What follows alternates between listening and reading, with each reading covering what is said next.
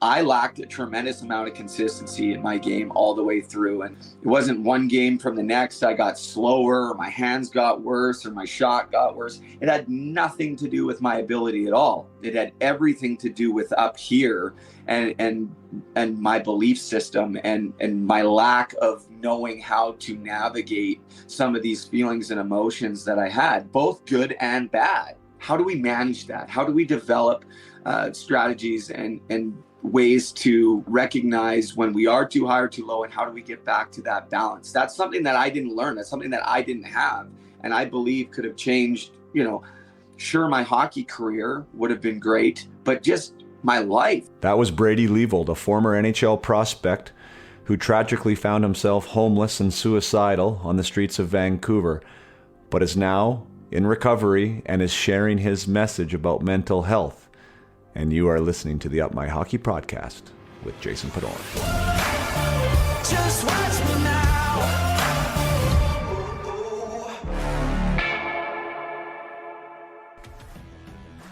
Welcome to Up My Hockey with Jason Podolak, where we deconstruct the NHL journey, discuss what it takes to make it, and have a few laughs along the way. I'm your host, Jason Podolak, a 31st overall draft pick who played 41 NHL games, but thought he was destined for 1,000.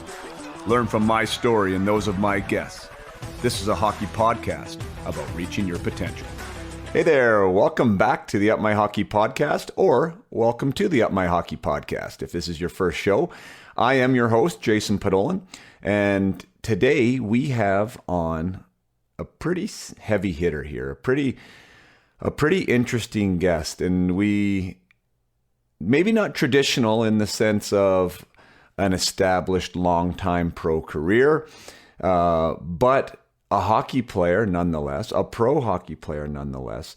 And what makes this guest special is his story, his unique story, his unbelievable bring you to your knees type story, the type of story that no parent wishes upon their son or daughter.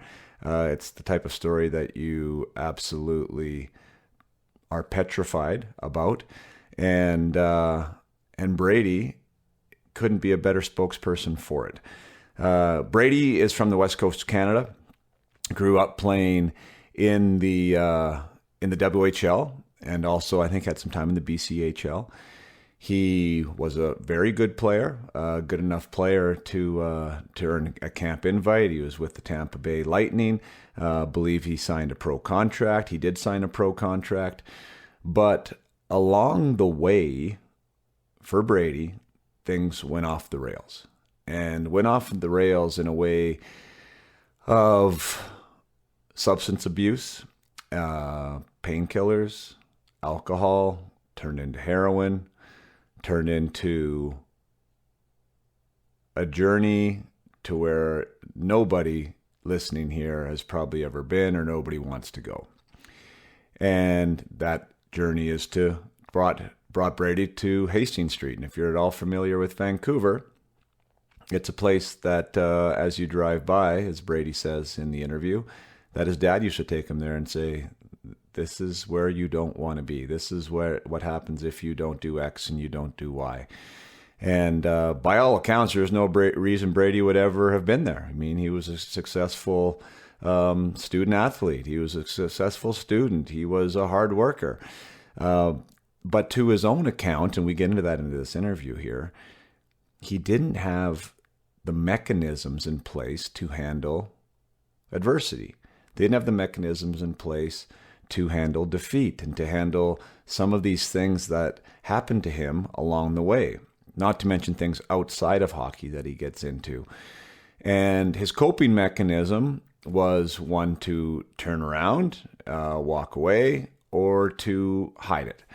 And that's where the substance abuse kicked in. That's where homelessness, he wound himself up in homelessness. That's where he wound himself up in jail. But now things are different. Brady is 3 years sober. He's chosen to use his own experience as a platform for others who have mental health challenges to warn others about the possibilities that he thought would never happen to him. And he is very emphatic in saying that again and again and again, that he was not the person that you would ever think this would happen to, but it did. And he's doing great things. He has created a company called Puck Support.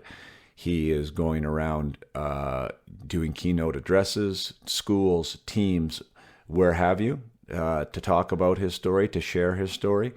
And he's doing on-ice skill stuff, and he's getting back in the game, and he's involved, and he's contributing, and he's being an awesome member of the community, and the community has been awesome to him. And it was just wild talking with him. Absolutely wild talking with him. He's doing so many good things right now. You know, he's very, very authentic, very transparent. He's very real. Right? He's very raw. And I think part of his rawness and his realness is part of his therapy, because that's what got him into trouble originally, is not being able to be vulnerable, not being able to share what was going on with him. And we also talk about the idea that he didn't have the tools to deal with it. So it's kind of a double-edged sword. He didn't have the tools to deal with it. And then when he had the mental health questions, he didn't want to go there and be vulnerable enough to share what was happening. So, yeah, I mean, we kind of unpacked that a little bit in this podcast, like talking about the tools. Like, if you have the tools and if you know how to use them and if you have the support, you might not get to the places that he got to, where now he was saying, boy, he wished he would have talked to somebody. Like, yes, like the message that he has is talk, share what you got going on. You are not alone. And that is 1,000,000% correct. And I couldn't be more adamant about that as well. But boy, wouldn't it be nice to not have to get to a state of, you know, suicidal thoughts, of criminal activity, of, you know, so we talked about this from both sides, or two sides of kind of the same coin.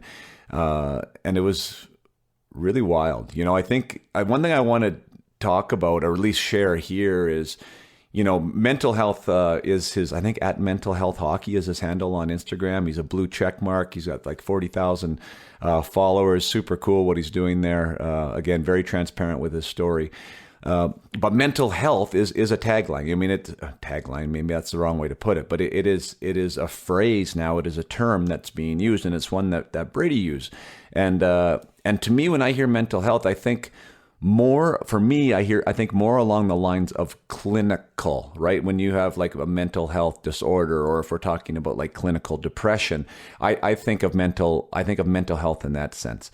And when I'm talking with my clients, or what I do with teams or individuals, I'm talking about mental fitness and the mental fitness tools, the mindset required to help you not have mental health problems. So if that makes any sense at all, if we can cut through, you know, the two there, I think there is worth in making that distinction, because I think that the term mental health is super important, and there's many people advocating for it. Corey Hirsch comes to mind, Brady Leavold comes to mind, and there's, you know, the Bell Talk days, and all of that is fantastic stuff, and the stigma is being removed from that. But there still is a feeling about what that actually means. And I think that it's easier for some people, especially youth, and maybe even more so for adults, that, well, I don't have mental health problems. I just get down every once in a while. I get depressed, or, you know, maybe you don't quite lean into challenge, or you turn away when things get a little bit hard sometimes. You like being comfortable. I mean, change bothers you. Like, maybe some of these things are maybe where you're at, and you don't think that you're in a spot where you need, you know, support, or you need to share anything necessarily. Like, you're not in a mental health need state of need, but maybe your mental fitness is lacking. Maybe you don't have the mindset tools, you know, to really ramp up what's going on.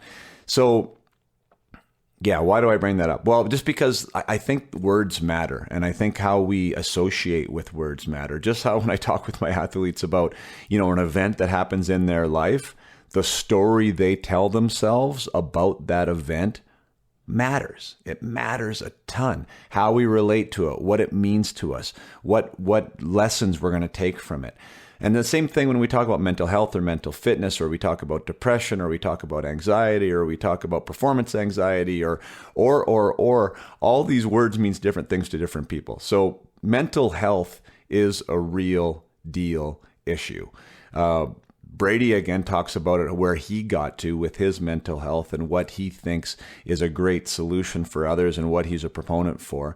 And then I'm talking about mental fitness, right? And the strength, the inner strength that we can have to make our days better, right? To make our performances better, to make our practice better, to make our ability to deal with whether it be day-to-day frustrations or whether it be real life hockey issues, you become empowered to do that. So long-winded intro here on a really great human who has been literally to hell and back.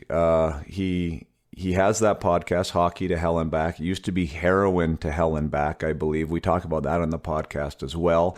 He changed the title just for kind of branding scenarios.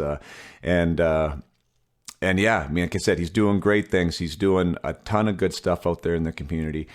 He talks about his journey through junior hockey, his journey through substance abuse and how it happened and his coping mechanisms and what his message is. And I think it's a really important message to share. And I think it's a really wise one to listen to, not only as an adult, but also potentially to share with your kids, to listen about what can happen, what we need to be careful about, and how we can solve any type of potential problems that may arise. And as we say in the episode, I mean, if adversity hasn't happened, it's coming. It's coming, especially if you're in this hockey world and the funnel gets tighter. At some point, it's happening, right? And we want to be equipped with the mental fitness tools to be able to handle it so it doesn't become a mental health issue. So, yes, without further ado, I bring you my conversation with Brady Leavold. Brady Leavold. Long time coming, Brady, but thanks so much for being here. Yeah. It's man, I feel like it's been forever, but I'm a firm believer in everything happens when it's supposed to happen, and I'm grateful to be here and love what you do, Pods. Well, thanks so much. Yeah, I mean, now, as you just were saying that, like I and off air, I was asking you about your podcast, but I actually think that you reached out to me, I think, first to be a guest on your podcast, and I think I was underwater at the time and just couldn't come around to it. And then you stepped away from the podcast. I stepped more fully into mine, and then I was chasing you around a little bit. But anyways, like you said, sometimes this happens for a reason. So happy to have you. Yeah. Really grateful to be here. And I've taken a little bit of time off my podcast and doing guest appearances because I think over the first couple of years there, I did well over 250, close to 300 podcasts. I've taken a break and I'm glad to be back in the saddle because this is what I really, really love to do. So fantastic. Yeah, well, you know what a great place to start, maybe just with the fact of the podcast and so my introduction to you and not knowing your story. Actually, it just came clear when we were just talking because you did reach out to me first, and I didn't know who you were. I didn't really know your story. And you requested me to be a guest, and the name of your podcast scared the shit out of me, to be quite honest. Like Hockey to Heroin to Hella Back, I think. Yeah, it was called Hockey to Heroin: The Road to Recovery, and for that reason, and I'll tell you, it's kind of a funny story. I wanted it to be exactly that, where it's almost scary, where you can't. It's so you see it and you're like, what, right? But I'll tell you, I've changed the name. It's now called Hockey to Hell and Back. And the reason being is because Doug Gilmore came on my show a couple times. He's a friend of mine, many other guys too, but it was Doug that really, I remember seeing the picture the second time he came on. There's a picture of Doug Gilmore with the title Hockey to Heroin: The Road to Recovery. He was great with it. He didn't care. Right? He said whatever. He didn't say anything about it. But I was looking at that picture and I was like, that just doesn't sit right with me. So I need to make it a little bit more user friendly, if you will, and we changed it to Hockey to Hell and Back after 70 something episodes. So there you go. So yeah, so that was a trigger for me, and I'm a business guy. I mean, I'm a brand guy, and I didn't know your story, and I just didn't know what that whole thing was. So I was a bit scared of it, to be honest. And then I found out that it was more about like you, obviously, and your story. But isn't that interesting? Yeah, that you connected that too with the guest. You know, like there is a front facing type of potential issue there. So interesting that you switched it. But I mean, but that is like the precursor, or like the reason why we're here, and it's your story, and a massively powerful one, because now I have heard you speak live. You might follow you on Instagram, as you know, and I know what you're up to in the hockey community, and you're very transparent, very honest, very raw, very real, and I think that's the beauty about what you do, not to mention the power of your story. So because this is a hockey development scenario, I mean, my podcast is about players that want to make it, and you were one of the players that were wanting to make it. I mean, it just so happens that there was a few speed bumps along the way for you that were different than most, and I want to get into both of those. But maybe we can just rewind a little bit and talk about Brady as a minor hockey player, and what that looked like and where you grew up playing. Yeah, I love going back to the minor hockey days. I was really fortunate to play in Port Coquitlam, and really small center, especially back then. It's half an hour east of Vancouver, and very lucky that in my age group, I'm an 87, so the 86, 87, and 88 birth years had some really good players in it, which really, elevated myself and pushed me to keep going. Because back then there were no, what do they call it? Not necessarily, there was no academies for sure, but none of this major midget where you just played in wherever you lived, you played, right? Probably the same, very similar for you. And, I don't know. I fell in love with the game of hockey right away. I think like a lot of us. The speed, circa 1992, Pavel Bure, like that was everything to me. I saw how fast he was, and I saw the excitement of when he got the puck. And I was at his first game in Vancouver with my dad, and like I'll never forget it. And in that moment, I was like, that's what I want to do. And I more than anything though, it wasn't like I never got nervous. Like it wasn't like, okay, that's what I want to do. It's just that I really enjoyed it that much that I just wanted to spend as much as my time that I could doing that. And I went through some early childhood traumas. My parents got divorced. My dad was a single dad. Raised me and my sister, and fantastic human. He's a scout in the Western Hockey League, retired firefighter, like unbelievable dad, unbelievable guy. Everybody has nothing but great things to say about my dad, but just unfortunately he's not my mom, right? And there was times when I was missing my mom and needed my mom, and she wasn't there, and it was tough. And shortly after that, I went through probably the hardest thing I ever went through, where I was sexually abused. And I don't want to get into that too much, but what that really did is it really threw me into hockey, because that became my escape. And really, I think my first addiction, and looking back on it, maybe to an unhealthy level, because I was just suppressing everything that I was feeling with hockey. But because I played a lot of hockey, as anybody knows, if you spend a lot of time doing something, you get fairly good at it. And I played AAA all the way through, and never faced much adversity, never got cut from a team, and always had a tremendous amount of success on the ice. And I was one of those kids that was late to the party, to puberty. And at 13, 14 years old, I was tiny, like the smallest kid in the entire league, I think, as far as Bantam age players. And, I didn't get drafted to the WHL because I went to the U16. And that was really the first time, I think, in my life that I really felt uncomfortable in a situation, right? School had been fairly easy up to that point, as far as friends and the social life. I never got picked on. I never got bullied.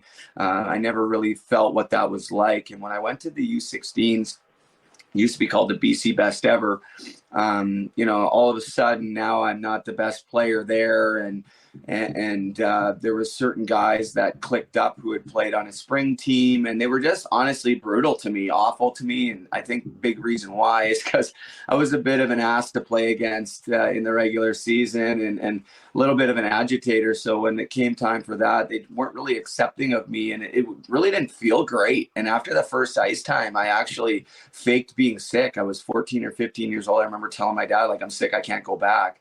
And I would have made that region regional team. I'm sure of it because I went back the next year and went to U17 and top 40 and all that kind of stuff.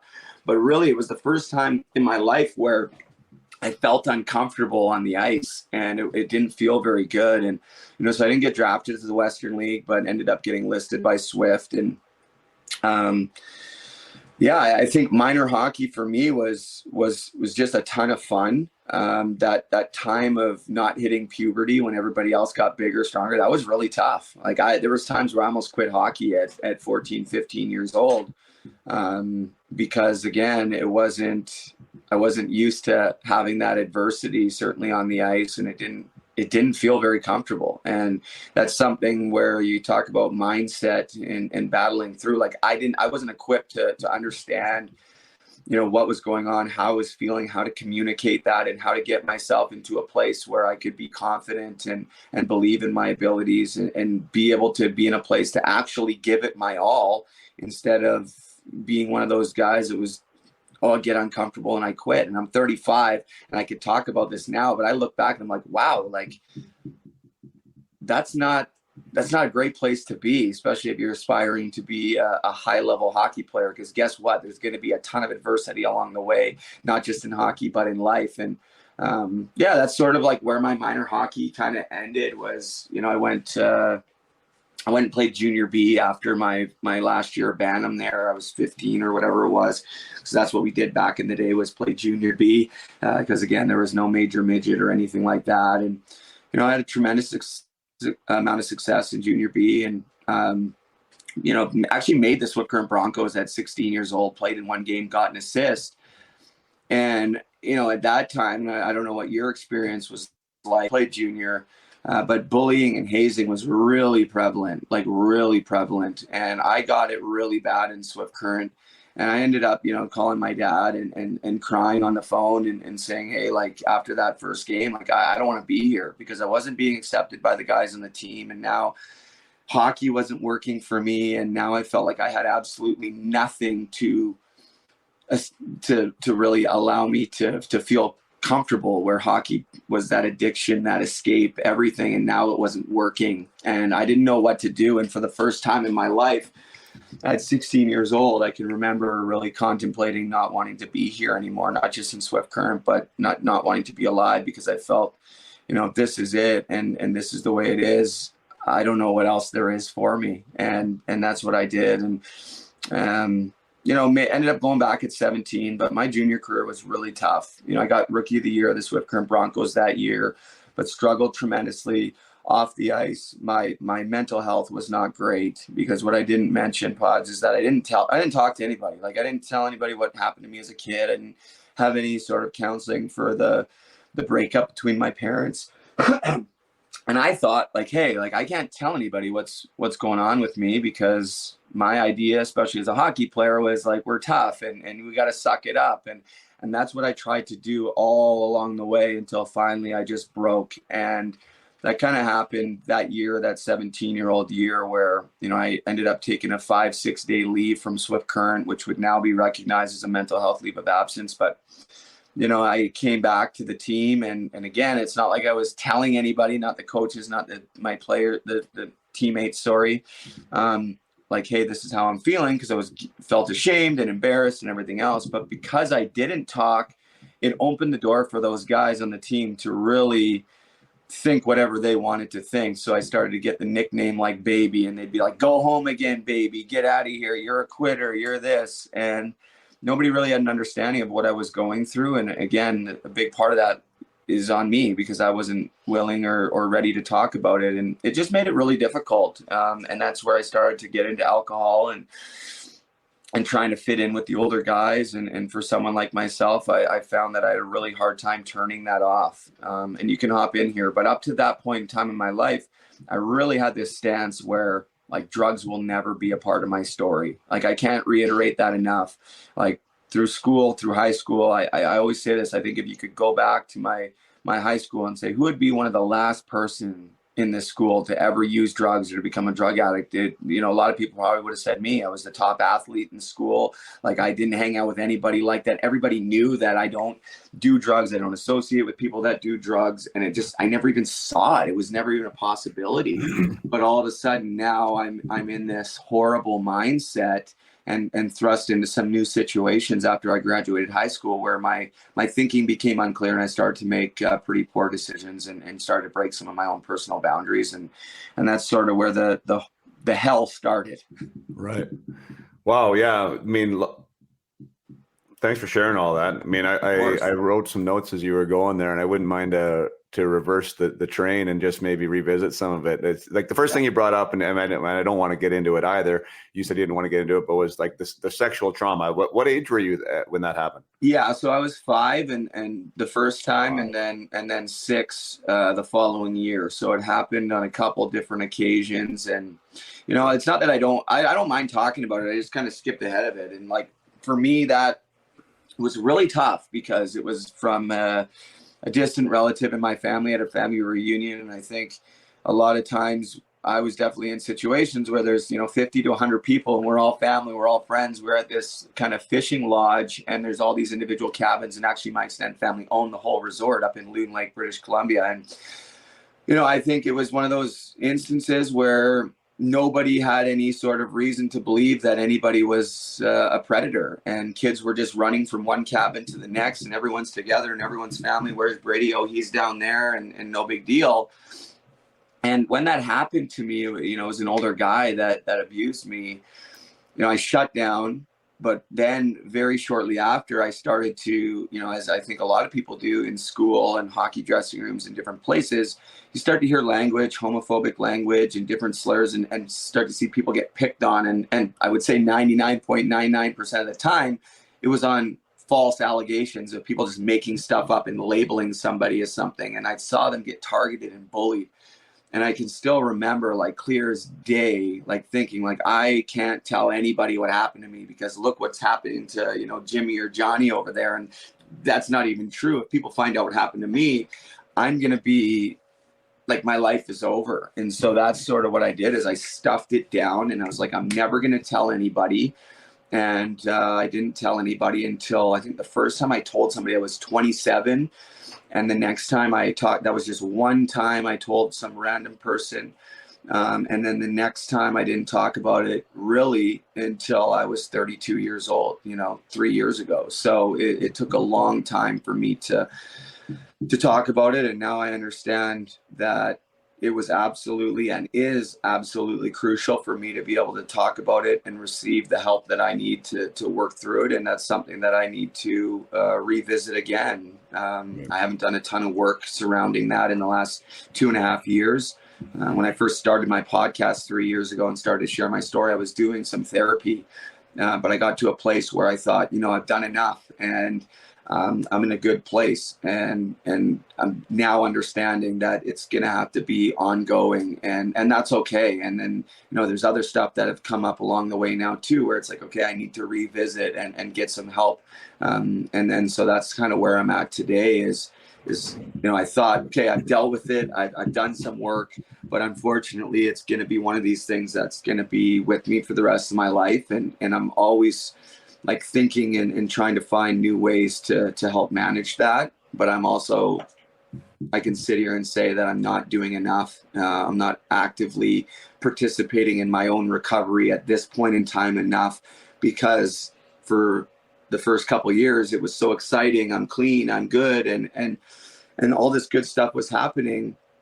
But the reality is like life goes on and things happen. And, I'm starting to understand triggers and different things that can kind of push me back. So, for anyone out there that's listening, I think the stat is 1 in 5 now. It was 1 in 6 boys will be, sexually assaulted in some way. So, I'm sure there's probably somebody listening or watching this right now who's, in a similar situation to me. And unfortunately, a lot of people have never shared that with anybody. So I could say that if you are one of those people who is a survivor like me, please tell somebody, get some help and allow others to help you walk through it. Because once I was able to do that, though I still have some work to do, but once I was, willing to face it, I get vulnerable and go back there, that's where I really started to be able to begin to heal. Yeah. And you know what? That's exactly why I asked that question, just because I wanted to get to that spot, like as far as from a reflection standpoint. And I didn't realize you were 5 or 6. I mean, that is so tragic. I mean, gosh, to even think that you could talk or what's going to happen. But I mean, at some age, right? Like, and I'm sure there's not many 5 or 6-year-olds listening to this podcast, that's for sure. But I know there is some teenage hockey players listening to this, and just listen to Brady there, and like listen to his, like, there was massive amounts of resistance, right? Massive amounts of I can't and I shouldn't and I won't. Yet, by your own words, it was the most therapeutic thing that you could do and something that was super necessary. So, I mean, if you can push through that resistance, listen from somebody who's been there. I don't have that experience. I can't say how hard it is to come forward. I can imagine it, but I mean, I have no idea. But I mean, to hear it from someone like you, I think that advice is super, super powerful, and and it kind of, I mean, on a way more less like a more superficial level, I mean, it is something that I talk with my players about, right? Like the things that are upsetting you, the things that you are resistant towards, the things that, aren't aligning with whatever it is that you're trying to do. Like, you got to be able to figure that out with somebody, preferably, right? And I just think that that's, especially when it comes to male, well, again, I shouldn't preface that, but it seems to me like females are much more apt to discuss things. So I shouldn't paint it with a really broad brush, but I do know my environment is much better than the female environment. And I know that our environment is one that you've already spoke to. It seems like it's one where we're, we got this armor on and we're steel clad and we're supposed to be the emotional stalwart for those around us. And when we have that kind of persona, it makes it hard for us to be able to share. And it doesn't mean like necessarily fuzzy, hug it out kind of stuff, but just be able to actually be honest with wherever we're at. And so here's someone like you. I mean, I really do appreciate that. I think for me, like at the core of everything we're going to talk about here today is I hope people are listening to your availability, right? And I think that availability, that authenticity and that transparency is so freeing. Like, again, I've never experienced the stuff you've experienced, but I've just found when I can live in myself honestly and with integrity, that it's easy because you're not protecting anything anymore, right? Like, you are who you are. People can take you or leave you. It's so freeing. It's so, I don't know. There's just something to that. So, I mean, I really hope that that's the message here today. And I mean, I appreciate you for setting the stage already with it, because I think it's really powerful to hear someone like you be able to speak like that. Yeah, well, thanks. I just want to say too, right? Like, that's my story, and trauma comes in many different forms. And, it could be sexual abuse, physical abuse, emotional abuse. It could be abandonment. It could be being bullied in school. It could be any number of things. And, people are always like, well, I don't know. I haven't gone through something as bad as you or whatever. And I just stop them right there, because maybe on the outside, something may look worse, but it's all perspective to each individual, and pain is pain. And if you're in pain and you're hurting, you don't have to sit in it alone. And that's what I did for so many years. And as you're probably going to hear in a short time as we go on, because I sat in that pain and thought I had to deal with it on my own, it opened the door for all sorts of horrible things to happen. And it just set me on this path of absolute hell, one that I'm very lucky to get out of. And I reflect on a daily basis of how am I still alive, and there's going to be young hockey players who are out there now, maybe listening or watching, that, think that their lives could never, go down the path of mine. But unfortunately, it happens all over the world. And all the time I see it comes back to trauma. And so I think if you're feeling any sort of emotions where you're feeling like you're in pain, please find somebody to talk to, because if I could go back and do that, I so would, because it would have saved years of not just pain and hell for me, but those that were around me and loved and cared about me, that just wanted to support me and be there for me. And I didn't allow them to be, because, you know, I was scared to talk. And eventually that's what I had to do was talk and get it out. So it was inevitable, if I was going to work through it, that this was the steps that I was going to take. So I just want to one more time say, please reach out, please ask for help. When you talked about your U16 experience there and the faking the illness. Now, I want to have a discussion about this. There's no judgment intended here at all, but I do. Obviously, I listen to you, and then I hear things in my world, right, and with what I do, and kind of even what my philosophy. And one of my philosophies is to provide tools for these athletes to be resilient, right, to be able to be empowered in situations where things are uncomfortable. And your response to that scenario was, but faked an illness to not be exposed to it, right? Like, that's a pretty dramatic step, right? And from somebody like you, who's a scrapper, and I know enough about you now for the way you played, like you're a fighter. Yeah. But you went the other direction on that. Now, you're 37 years old now, I think. Is that the right? Almost 36, but okay, almost 36. So 35 years old right now. Now you have the ability to look back on that 15-year-old.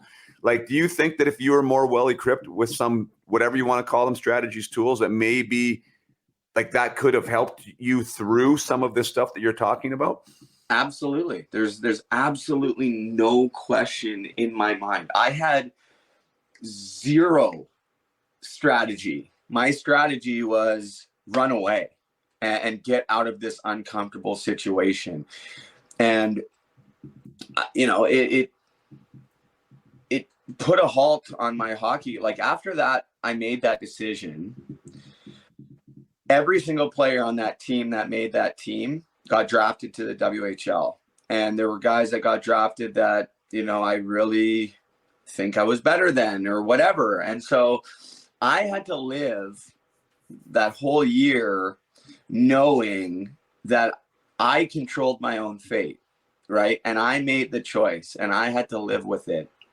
And there was a 6-month period of time where I was like, wow, that was the biggest mistake ever. You might as well just quit hockey now. So it was this close. I mean, my dad wasn't even going to register me for hockey that year, and because I told him not to. And I go back to, like, what if I was set up to understand that there is going to be adversity. And when you're feeling these emotions, what are the strategies? What are the coping mechanisms? How could I have been better set up for success?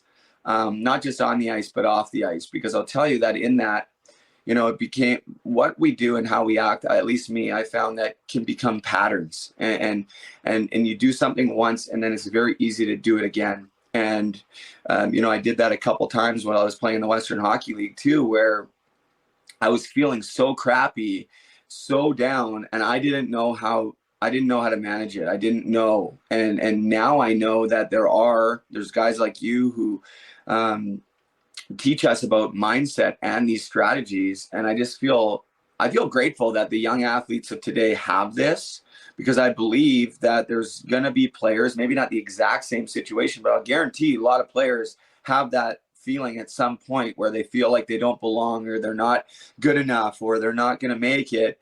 And they feel like, hey, I just want to walk away, or it's uncomfortable. On the other side, I know there's people that thrive on that, and they say, okay, I'm just going to fight through it. But not everyone's the same. But I think a lot of hardship and opportunities can be created just based on the mind. Because I'll tell you, there's a very fine line as we get older in hockey, you know, through junior and pro. There's a very small difference in ability and skill and these things, where you have to develop other parts of your game than just skill or ability, because at some point everyone is so close. But if you can't find that consistency, and you can't bring it every night, then think about the opportunity you're going to lose, because there's guys everywhere just waiting for that next opportunity, whether it's in junior, whether it's in pro. And I just think that I lacked a tremendous amount of consistency in my game all the way through. And I said this to you earlier, it wasn't it wasn't one game from the next I got slower, or my hands got worse, or my shot got worse. It had nothing to do with my ability at all. It had everything to do with up here and my belief system and my lack of knowing how to navigate some of these feelings and emotions that I had, both good and bad. Because, you know, when I was really high, I was too high. And when I was really low, I was too low. And I remember, you know, Dean Chenault was my coach in Swift for 3 or 4 years. And he was the king of like, don't get too high, don't get too low. And now I'm 35 going, now I know what he means. But again, it's easy to say that. How do we manage that? How do we develop strategies and ways to make sure that we're not getting too high and too low? And how do we recognize when we are too high or too low? And how do we get back to that balance? That's something that I didn't learn. That's something that I didn't have. And I believe could have changed, you know, sure, my hockey career would have been great, but just my life, like the highs and the lows of life. Because guess what? I still go back to, oh, this is uncomfortable. This is hard. I'm going to run away. Yeah, man. Like you nailed everything there about what I'm super passionate about. Why I do what I do is because like that's something that you read in the paper. We can't get too high. We can't get too low. Right.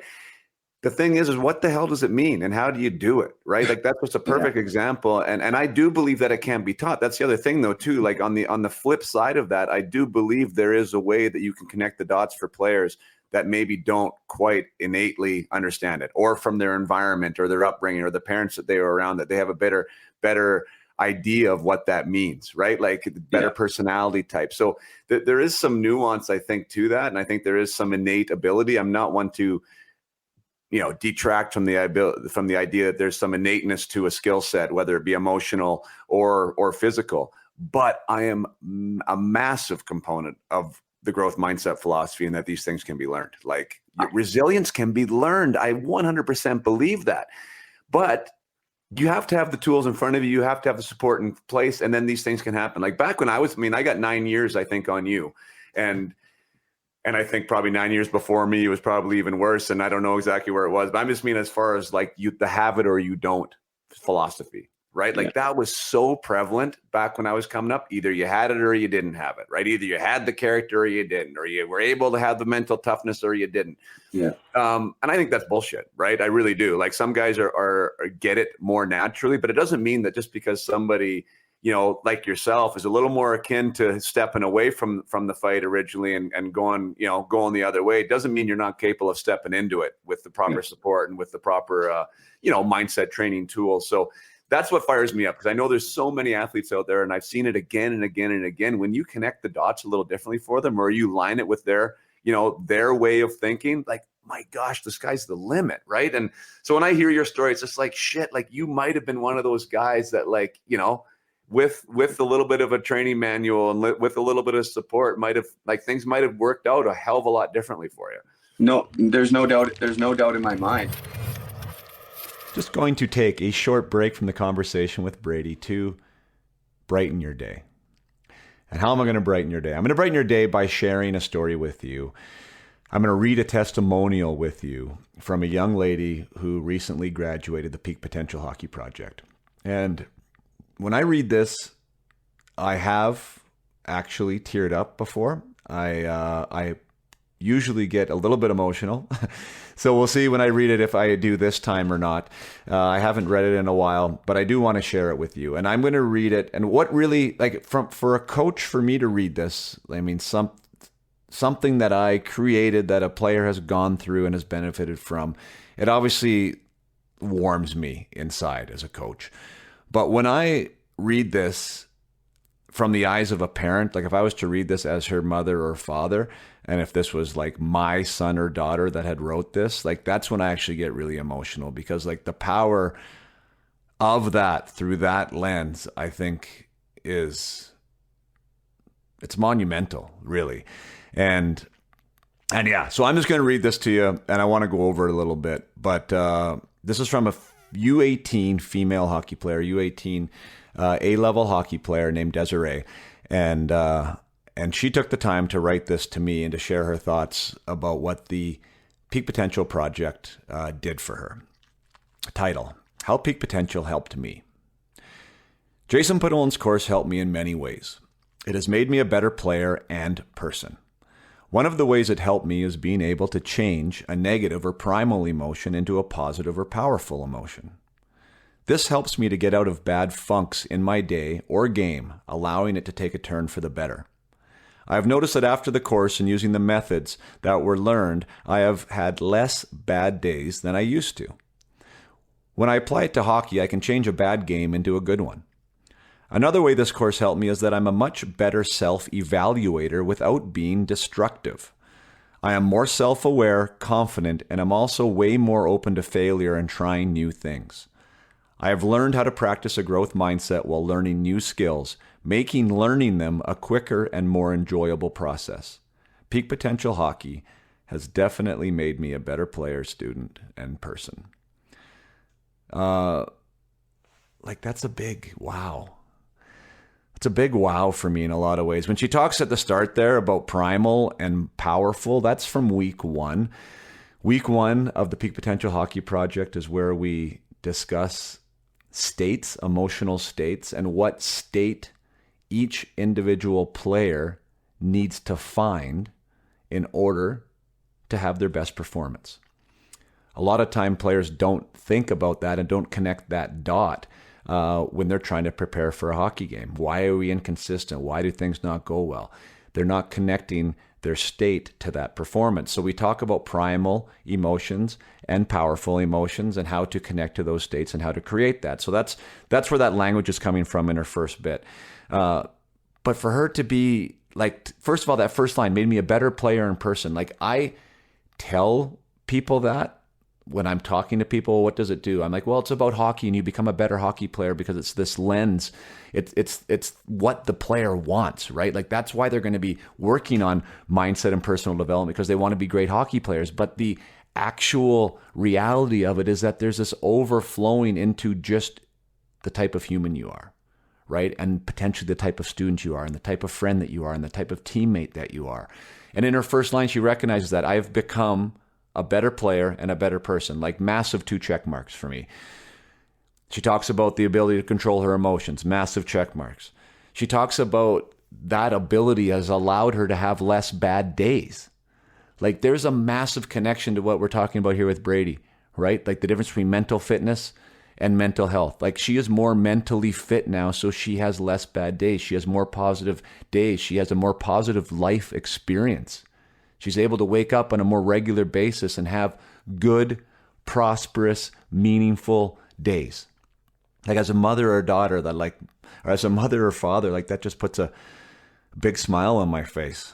And obviously as her coach, I can turn a bad game into a good one. Fantastic. In other ways, of course, much better self-evaluate without being destructive. Like, how many of us, even as adults, kick the crap out of ourselves, super destructive with our self-analysis, super critical. And players, young adults, are no different, especially when they're starting to analyze themselves through the teenage years when it comes to like the social consequences of their looks or their style or their acceptedness or their inclusivity, not to mention how they've played, how they've practiced, their skill set, what they're good at, what they're not good at. The ability to build our self-awareness, which is one of the key pieces of the Peak Potential Project, is to continually build that skill throughout. Our ability to self-assess honestly.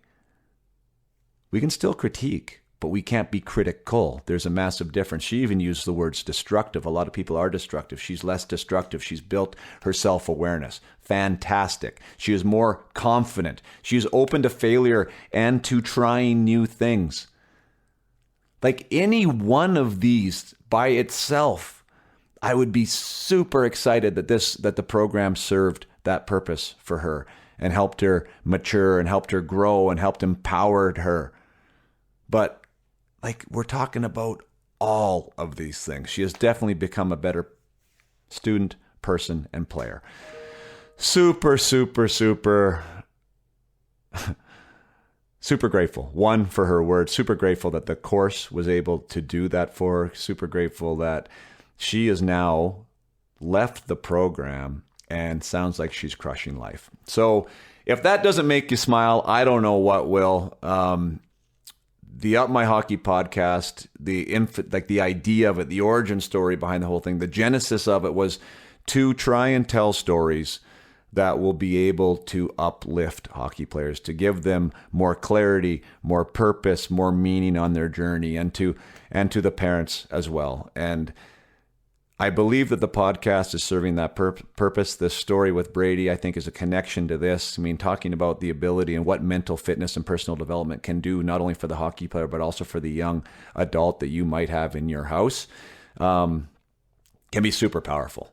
So thank you, Desiree, for writing that amazing piece. Thank you for allowing me to share it. Thank you for listening to it. And if any of you, and do you notice like there was nothing, like she didn't come into this thinking there was anything wrong with her, because there was nothing wrong with her.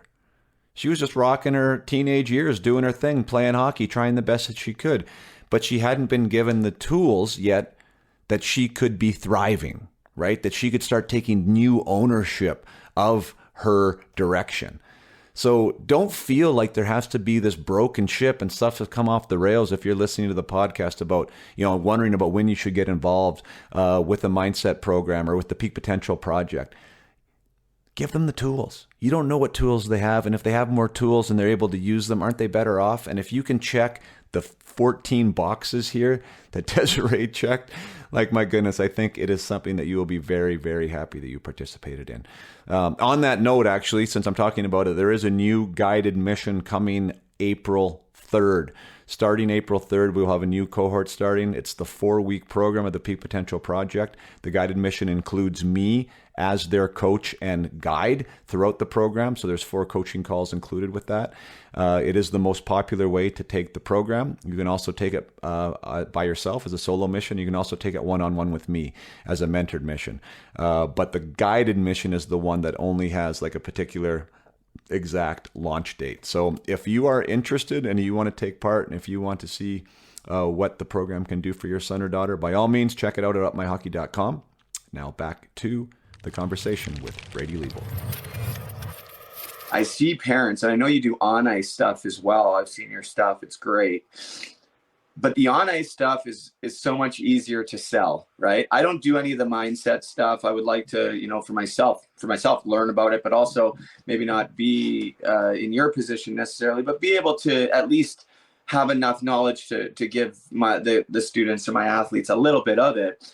But I still see parents, I tell parents this all the time, because they're always want more training, more on ice, more this. And I'm always like, why don't you spend a week off the ice and just work on like building their mental game? And parents be like, I still don't think they're computing in their brains how important that is.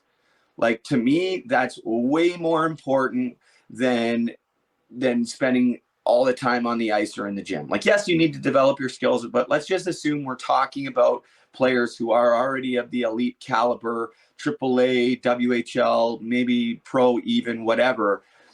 I just think that too much is spent on more in the gym and in the ice. On the ice. But what's your experience been on trying to get parents and players alike to understand the power of mindset? Like, what's the response been? Are people starting to understand, or is it still one of these things where, yeah, that's great, but come on, let's get on the ice and let's go. I want to see my kids sweat for 2 hours, I don't know. Well, yeah, I mean, to your point, I think because of conversations like ours, and that's a whole nother conversation, actually, mental health versus mental fitness. And I think that they're connected, but they're very different. So maybe we can get into that a little bit later. But the idea is misunderstood, I think, and completely missed in the majority of scenarios, especially from the parents who haven't had some level of high performance. And that doesn't necessarily mean in athletics, although athletics does help. I think that connection is much easier for people they've been whatever, a competitive golfer, a competitive swimmer or whatever, because they understand just how you spoke, that there are days when it didn't work. And it didn't work not because their butterfly stroke was off. It worked because there was something wrong upstairs, right? They could not get off the tee. It wasn't because they didn't know how to do it. It's just because there was something wrong up top, right? So I think that the people who have experienced that before have a much easier understanding of, their 14, 15-year-old son or daughter, seeing that in them, right? So that's an easier one. The people that are, have maybe not experienced that, maybe aren't strivers in their own life, you know what I mean? Like whatever that may be in the corporate ladder or whatever.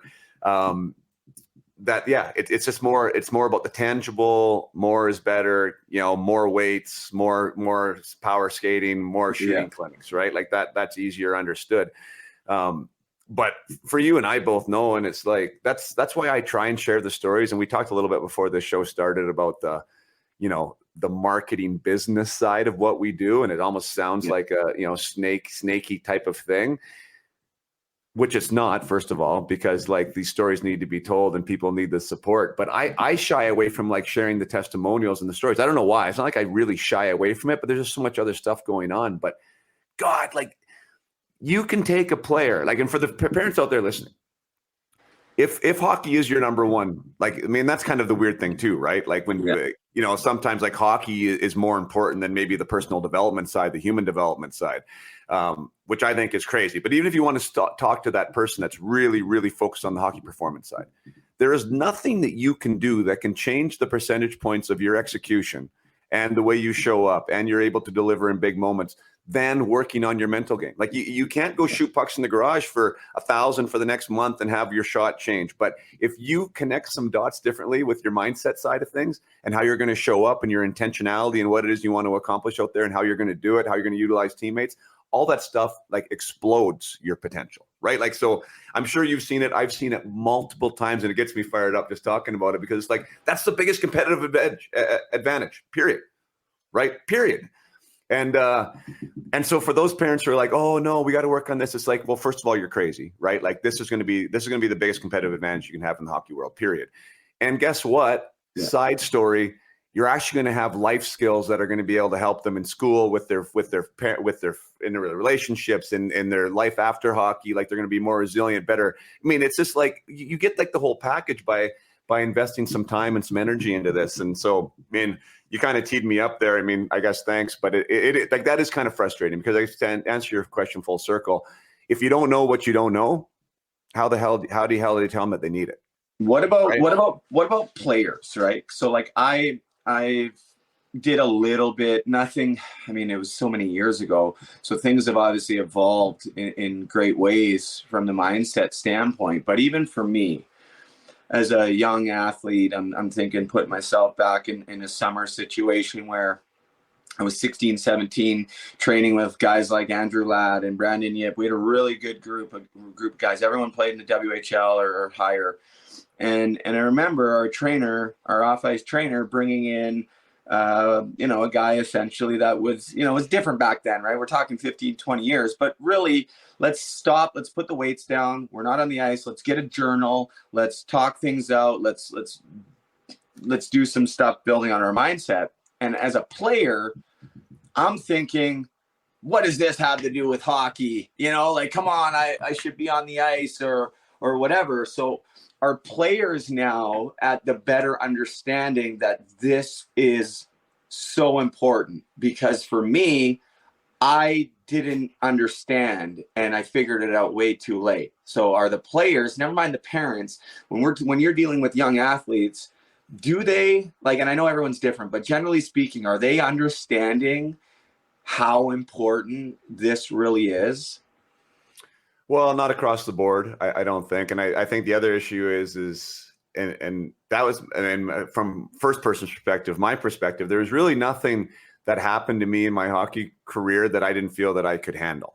Right. So like, which bought into this invincibility factor of what I was supposed to be anyways, right? Like this warrior hockey player and, and I'm okay in an autonomous type environment. Like I'm actually thriving in it. So like, I would like, that was my fuel, like to feed. So when my dad offered me Tony Robbins, that's part of my story, right? At like 19 years old, I just got off a gold medal at the World Juniors. And I'm like, what the F do I need Tony Robbins for? Like I got life by the tail, right? But like, that was when I was operating from a massively fixed mindset, which I know now. I didn't know the language then, right? But like I just felt that I couldn't be improving, that either you had it or you didn't. Like I operated from that scenario as well. And it couldn't be further from the truth, right? So I think, first of all, for guys like me, it's harder to sell the fact of like adversity's coming, like get ready for it, like, no, it's not. I got it. You know what I mean? So like the really elite guys that haven't had any issues, like they're usually like, oh no, I'm okay. When they're like that, like if anyone's listening that feels like that, like look at the Tiger Woodses of the world, or look at the Roger Federers, like these guys that have been examples in their own sport, that have been elite, like generational, historic type players. They recognize that before there was anything going wrong.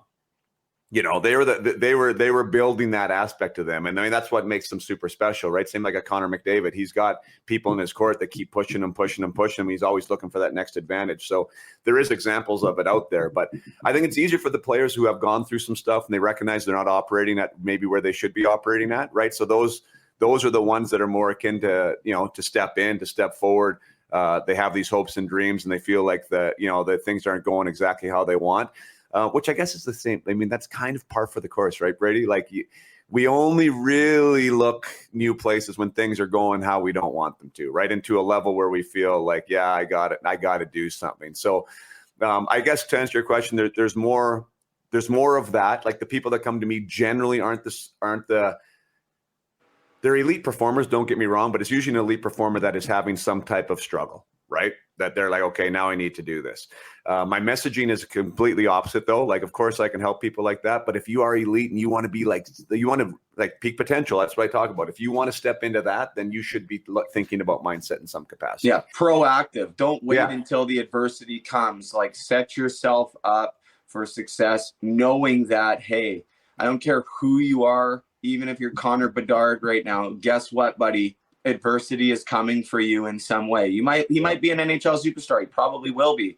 But let me tell you, he's going to have some adversity, and there's going to be a lot more pushback than he's ever had in his life. And I'm just using him as an example. I don't know what he does or what he doesn't do. But I think the same thing we talk about, it's totally different. But I talk to parents who have their sons or daughters who are really struggling with mental health or addiction issues.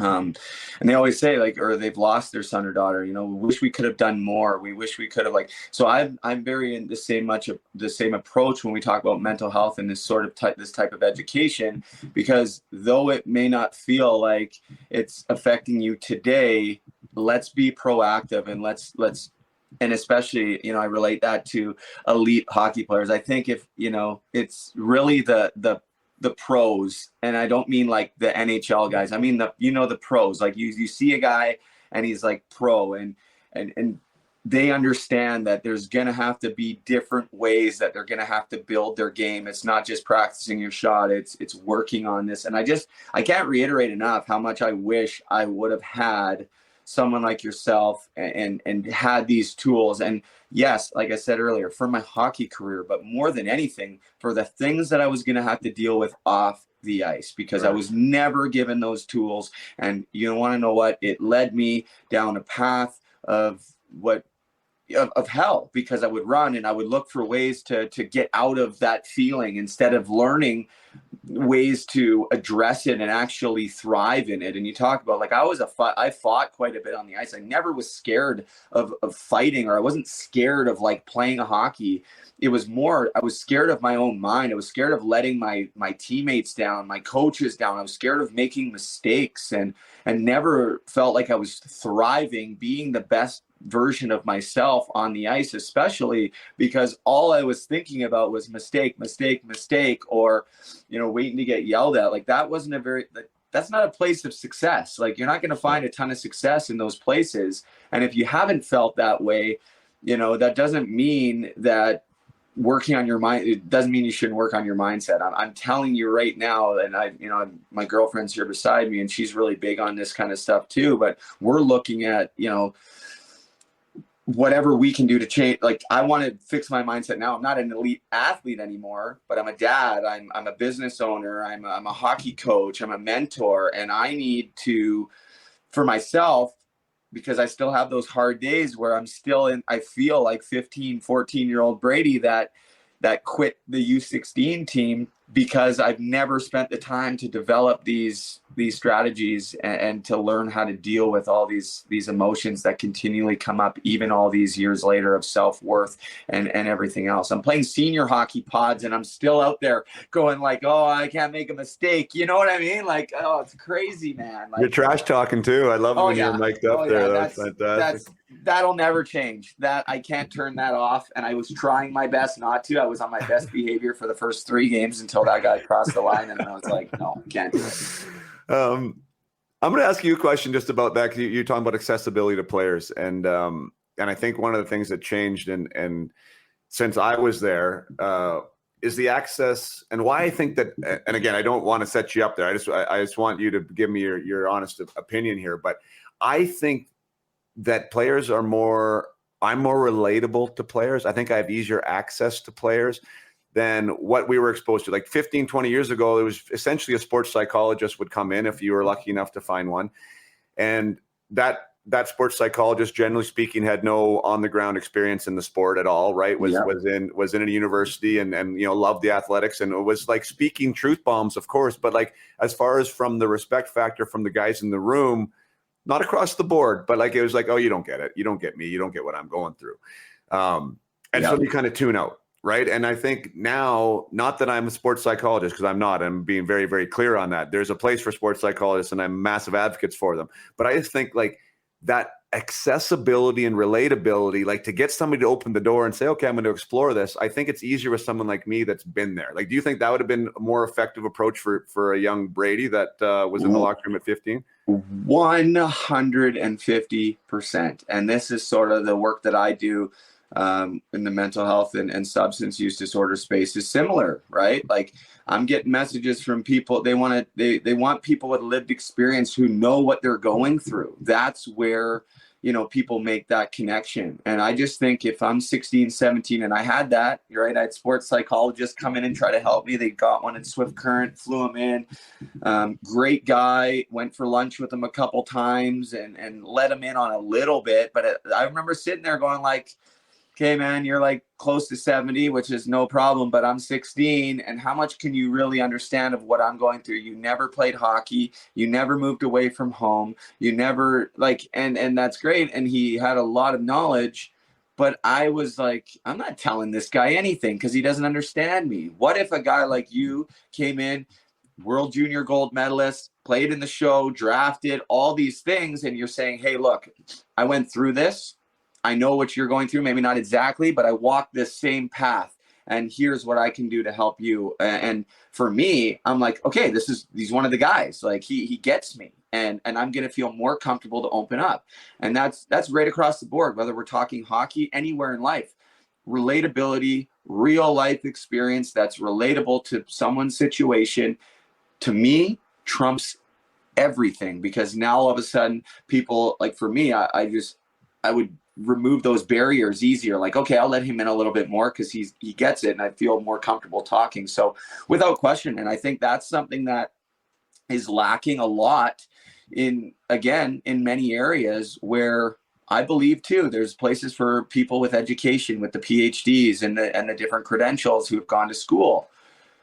But too often the people with lived experience are not part of the conversation when really they should be the leaders in the space, because they're the ones that have the actual experience versus reading it in a textbook, say. Now, if you have the lived experience and you have the training, well, then look out, right? Like, look out. Like, that to me is where you're going to see the most, certainly in hockey. I think for hockey players, you'll see the most breakthroughs happen when you have that piece, for sure. Yeah, definitely. Yeah, I think that's been super helpful. And I mean, obviously why you're in so many locker rooms too, right? Like that it's the relatability. I know that it's I'm still connected to the sport. I have been to places where these young athletes want to get to, right? And to be able to speak to it from a practical scenario and not just theoretical, I think does help. It's not for everyone, but it's going back to your question, right? I do think that there's more buy-in. there's more collective buy-in, right? You're still going to have the resistors, of course, right? But I think there's much more collective buy-in. I've experienced that. And then also much more success, because the beauty part is, as soon as you say yes, right? As soon as you allow it, then holy smokes, right? That's all you have to do, right? Is just allow the possibility to be there. And then these guys get results, and then the results speak for themselves. And then they're addicted, right? Like in a good way, obviously, you know, to that process. But we haven't even really told your story yet, and I got to apologize for that, because there's a lot of people listening going, well, what's going on? So like, you got right into it, like up into junior, you're starting to get into alcohol. You said drugs wasn't a part of it. You said you were the guy that definitely was not going to go anywhere near it. Let's walk through the next steps. I mean, I think we've painted the picture pretty good. I mean, like there's been a bit of a history, right? A track record of how we're dealing with adversity, right? How we're dealing with, or lack of dealing with, the trauma, which is kind of manifesting itself in a little bit of a snowball type way. What's the next step for you, and not only on your hockey journey, but with your addiction? Yeah. So I left Swift Current. I'll try to get through this as quickly as possible, but I left Swift Current, and prior to leaving to Swift Current. So I got Rookie of the Year at 17 years old. And I remember, you know, once the season was done, there was 4 or 5 days before everybody leaves to go home. And so party was on, and then year-end bender and all that. And, you know, I remember thinking like, hey, this is just kind of normal behavior. We just worked our butts off for the whole year, and now we're going to party and we're going to drink, and everyone was doing it. And so that's what I did for 4 or 5 days in Swift Current. Then I went home and round out high school, my grade 12 year. I one class, which was PE, because I had done all my classes by correspondence and got some, you know, favorable treatment, whether we agree with it or not, because I was playing hockey, and sort of like couple classes, honestly, didn't even have to do, because they're just like, yeah, okay. Which wasn't great for me in the long run, but that's what happened. And so now, because I drank for like those 4 or 5 days in a row, that was really the first time in my life where I had like a prolonged period of this like bender, you know.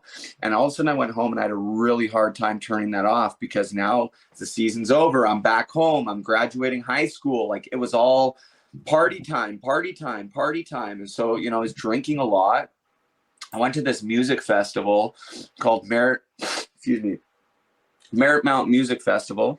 And you know, went there after I graduated high school, and was around, you know, hundreds of people that I knew, big party. And that's where I was introduced to drugs for the first time, and was offered it. And I, you know, at that time, I'll just reiterate again that I had a very strong boundary that I was never going to do it. But now all of a sudden there were people that I looked up to partying, doing drugs. There were guys, hockey players and non-hockey players alike, that were all partaking in this and asking me if I wanted to. And I was kind of confused, because I had never seen, especially hockey players, use drugs or anything, older guys. And I felt, you know, by the third day of saying no at this music festival, I felt like, one, I was missing out. It looked like a lot of fun. And the other side of that is, it was like, well, hey, like, these people can handle it, so can I. It can't be that bad. And so I did something I thought I would never do. And I tried it for the first time. And from that moment on, it became very hard for me to put that down. And then it just became easier to try new things. So, you know, we're talking MDMA, cocaine. I'm just going to be candid so people can hear, because those are the harsh reality is, no matter who you are, at some point in time, it seems like you're going to be forced to make these decisions surrounding drinking and drugs. And what does that look like? You know, what can one choice, how can that affect your life forever? I wasn't prepared for how my body was going to react to drugs and alcohol. You know, was I predisposed because of my trauma? Absolutely. Was I predisposed because of my family history with addiction and alcoholism? Absolutely. But I had no experience with it. And it happened rather quickly, but it also, at the time, because a lot of people were doing it, it didn't seem like that big of a deal. It just seemed like, this is what we're doing. This is what we're partying. And, you know, and that's what I did the rest of the summer. And when I went back to Swift Current, I ended up leaving the team 7 games in. I just packed my truck and left, because I was feeling suicidal, coming off this summer of drinking and drugging, and you know, the same thing, being away from home, not having strategies and ways to deal with that certainly played a huge part in that. You know, you fast forward, I went and played in the BC Hockey League for a short period of time, but drinking and drugs got in the way of that. And they tried to help me, but I didn't want the help back then. They had to kick me off the team. And then they went and won the national championship with Kyle Turris. I was playing on a line with Turris and had 9 points in my first 3 games, and when things were going well, but I was living at home, and I just started to party because during that time, my mental health really started to deteriorate, like big time. Like I just felt like I didn't know who I was anymore. Felt like sort of my impulse control was out the window, and I was just flying by the seat of my pants, making one bad decision after the next. I was able to ask Dean Chanel to go back to Swift Current at 19 because I got traded to Everett, didn't report, stayed in Burnaby. Then my rights went back to Swift Current, and then returned as a 19-year-old with the understanding that I'll probably be traded because, look at what I had done to the team and quit and left. And, the guys on the team didn't really trust me for good reason. But again, nobody knew. I wasn't telling anybody like, hey, this is what I'm going through. This is how I'm feeling. Like I didn't give anybody a chance to understand what was going on and how they could actually support me, from the coaches, the staff, the players, the trainers, the psychologists, everybody. I went back and I struggled. Like I didn't play a ton. As you can imagine, they didn't make it easy on me in the first half of the year, but had a decent year, I guess. And then was traded to Kelowna the following year and had a really good year on and off the ice. I think I drank twice the whole year at team parties that year, no drugs. And then all of a sudden I'm getting calls from my agent about, contract offers, and I had multiple offers, and I took the wrong one based on thinking I knew the owner of the team. I'm not going to get into it. And then a bunch of stuff happened with him, and he ended up losing the team and forgetting. It was a horrible decision. But ended up signing with Tampa and thinking to myself, like I tell people this, I wasn't thinking I was going to play hockey after that final year because everybody knew that I was whatever you want to call it. Nobody was really asking questions. Again, I wasn't telling people, but everyone kind of just labeled me as this bad guy who was maybe a little bit lazy and I wasn't lazy. I was just mentally ill and struggling and felt so much pressure that after practice was over, I just wanted to run away from the rink because I was feeling so horrible. And so I didn't work out a ton or whatever. And the drugs and the drinking certainly didn't help. So I just thought my hockey career was over. Now all of a sudden I'm getting contract offers, and I remember signing. I remember being with my dad and thinking it was a good moment.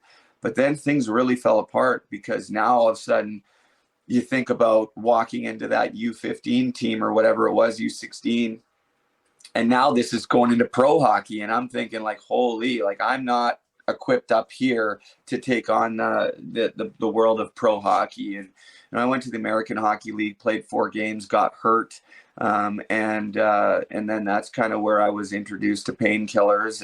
And that's where my life really took a drastic turn because all that pain, all that trauma, all those horrible feelings I had, they were there and they were so prevalent. My knee was hurt. I was I had to have surgery on my knee and was in pain. And so here's these pills, but I didn't know that they were physical painkillers. I just didn't know that they were emotional painkillers too. And so very quickly, I became addicted to these pills with zero understanding of what it was doing to my body as far as a physical standpoint, the physical addiction. And when I went to go stop taking these pills, all of a sudden I was in withdrawal and then it felt so horrible and I started to abuse them. And I had the doctor on speed dial, right? Because I'm a hockey player. Hey, doc, I need more pills, or my gym bag got stolen. No problem, et cetera, et cetera. And it kind of went on that way for a year and a bit until finally I just fell apart. Anybody that's gone down that path, I hope nobody listening does or has, but it just takes everything from you. So very quickly, I was no longer playing hockey. Lost my family. I was a young dad at the time. Lost my fiance because of my addiction issues. Tried to get some help, but was never willing to get honest, especially about the trauma from my childhood. Again, like I told you, I never told anybody. So I'd go to rehab and do all the work, which was like 95% of it. But that last 5% was everything that I was holding back. So I would just stayed in this cycle of addiction. And so from the time I was 22 to, 28, I probably went to 6 or 7 rehab facilities, 10 detox centers, had multiple suicide attempts where I was, pulled off the side of a bridge. I had intentional overdoses, waking up in the hospital with my parents there on heart rate monitors, and like that whole thing, and really not wanting to live. I lost hockey. I lost my family. I felt like I had nothing.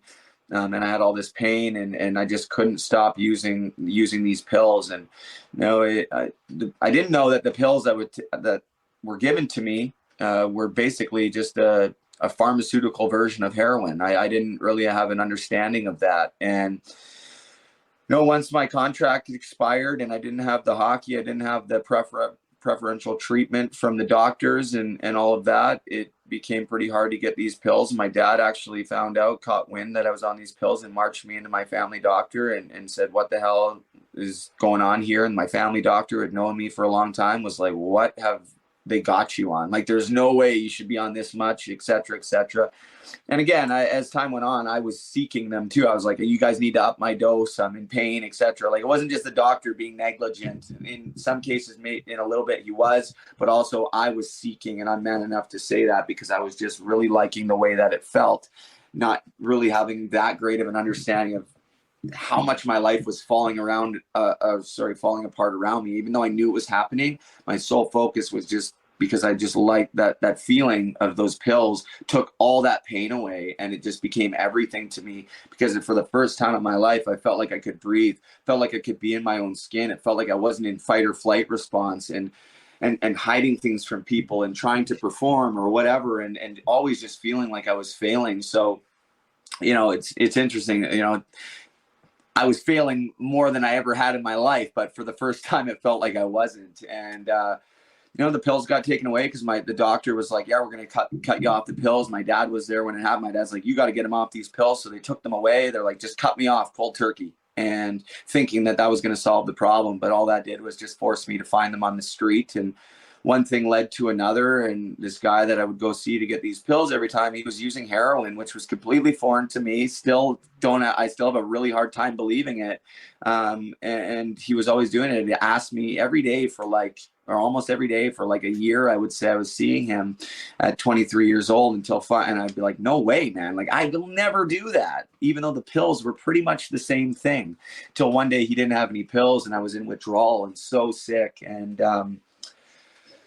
he's like, here, just try some of this and you won't feel that way anymore. And so that's what I did. And in that moment, I made the switch from Oxycontin to heroin and went on my way and started to hang out with even more marginalized people in places that you see in the movies, for lack of a better term, the crack shacks and the homeless people, and all that became the circle that I started to hang with. And in 2013 in Vancouver, heroin basically became obsolete, and the fentanyl came in and started to, flood the streets and started to kill a lot of my friends and people I was hanging out with, and almost took my life on several occasions. And in 2014, I found myself homeless on Hastings Street in Vancouver. Which is arguably the worst place in Canada, maybe North America. I know there's some other places competing for that title tragically now because it's so bad, and in many places in the States and different places like that. But again, I grew up out there. My dad took me down there my whole life. If you don't go to school, if you do drugs, this is where you end up. Not me, Dad, not me. This could never be my life. But there I was, shopping cart and all, and resorted to doing some pretty horrible things to get what my body was screaming for, fentanyl, and ended up on the cover of Crime Stoppers and ended up having to serve 3 years in jail, which is a place I never thought I would be. I'm not a criminal. I'm not a bad guy. I never stole anything in my life. I never committed crimes and never thought I was capable of committing crimes. Like, still have a hard time believing that was my life, but that's where addiction takes you. Certainly it did for me. And very luckily I was arrested, because when I was arrested, there was a 3-week period after I was arrested for the first time in Vancouver, where there was a drug called W18 that came through and killed, I think, 1,500 people in like a month or something like that. And a lot of the people were people that I was hanging out with on the street prior to being arrested. Unfortunately, they lost their lives. And so I spent those years in jail and didn't really change anything, to be honest, Pods. It's not like there was a ton of support and help in there. basically just hung out with real criminals and learned more about that world. Unfortunately, I tried and tried to do some programs in there, but there just really wasn't much. And if you do too much of that, and then your time in jail becomes pretty hard, because it's the jail mentality, and this is not a fun place to be in. It's very violent, and I saw a lot of crazy things while homeless and in jail. It's a life that most people will never see, and hopefully never see, but one that in some sense I'm grateful that I got to experience it, only because I'm on the other side of it now, and I have that lived experience and that knowledge and understanding of what it's really like to be in those places. Because I'll tell you, I used to be extremely judgmental to homeless people and drug addicts as I was a teen. Just get a job, just quit, what the hell. But it's not that easy, and I lived it.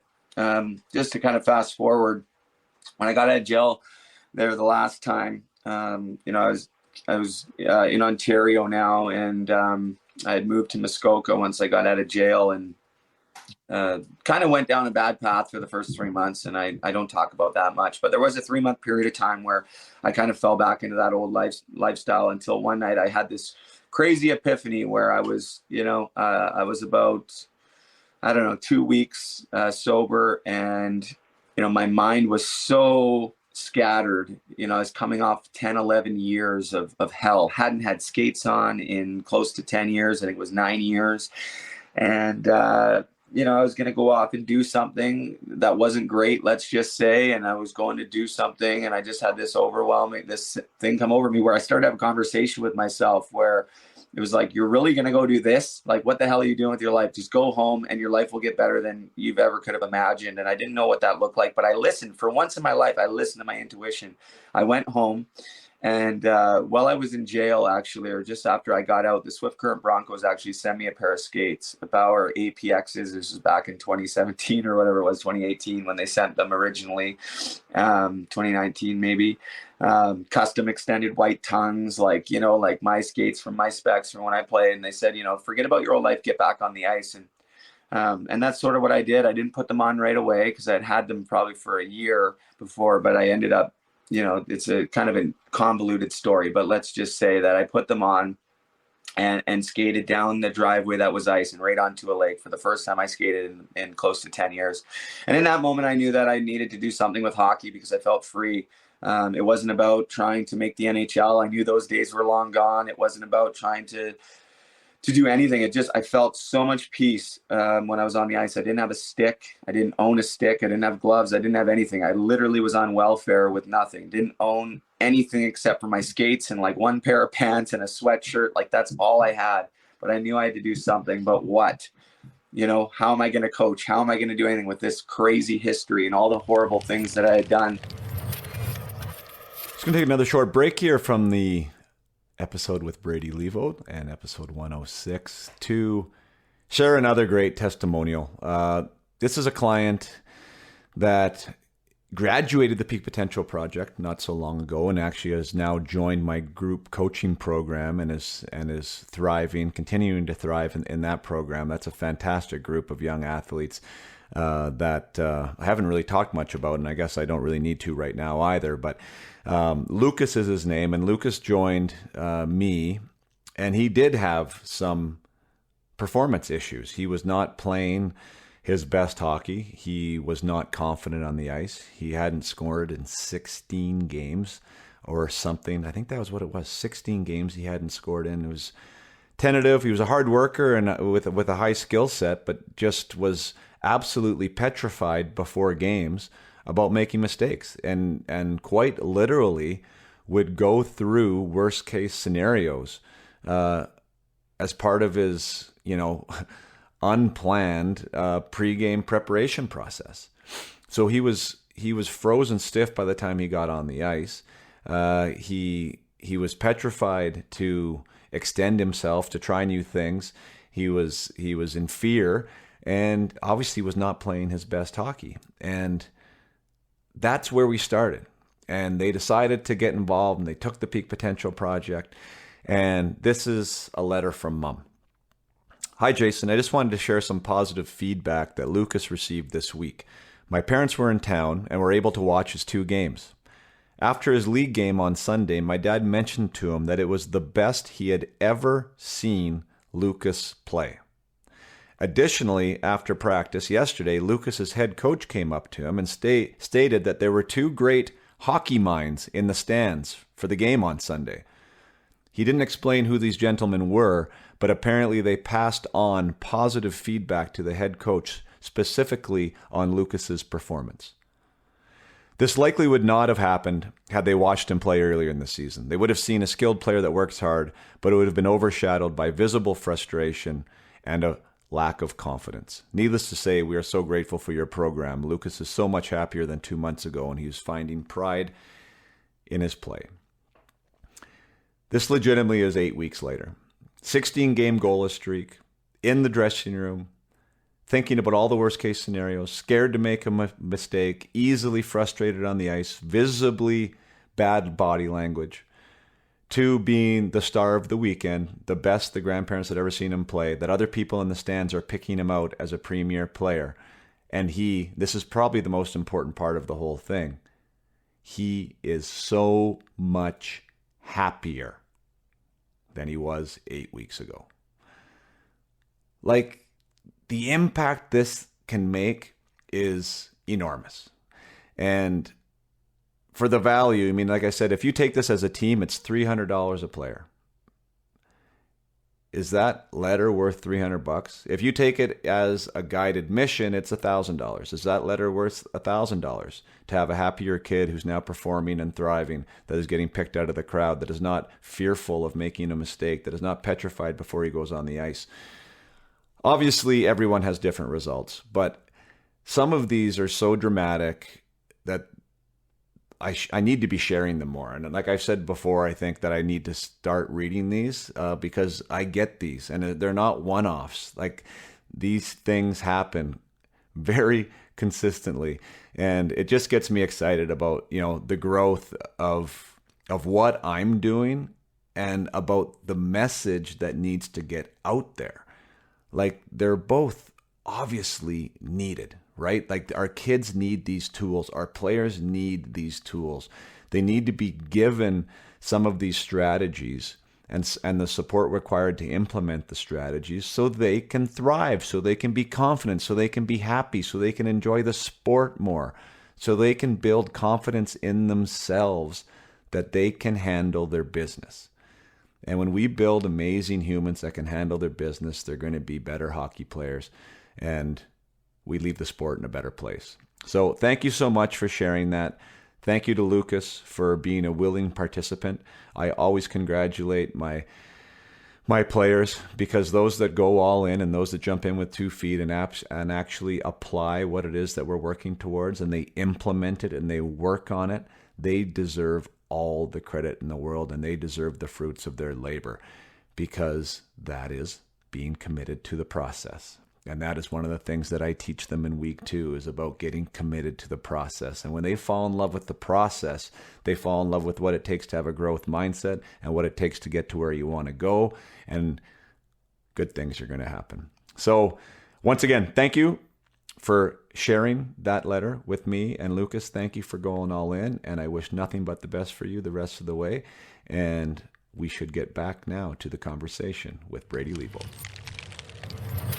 Talked about my podcast earlier. I got this, idea that maybe my story can help one person. And I borrowed a computer from somebody and recorded that first episode of what was Hockey to Heroin, the Road to Recovery. And, through doing that, started to get a lot of messages in my inbox of former hockey players who had struggled in similar yet different ways. Some of them very eerily similar.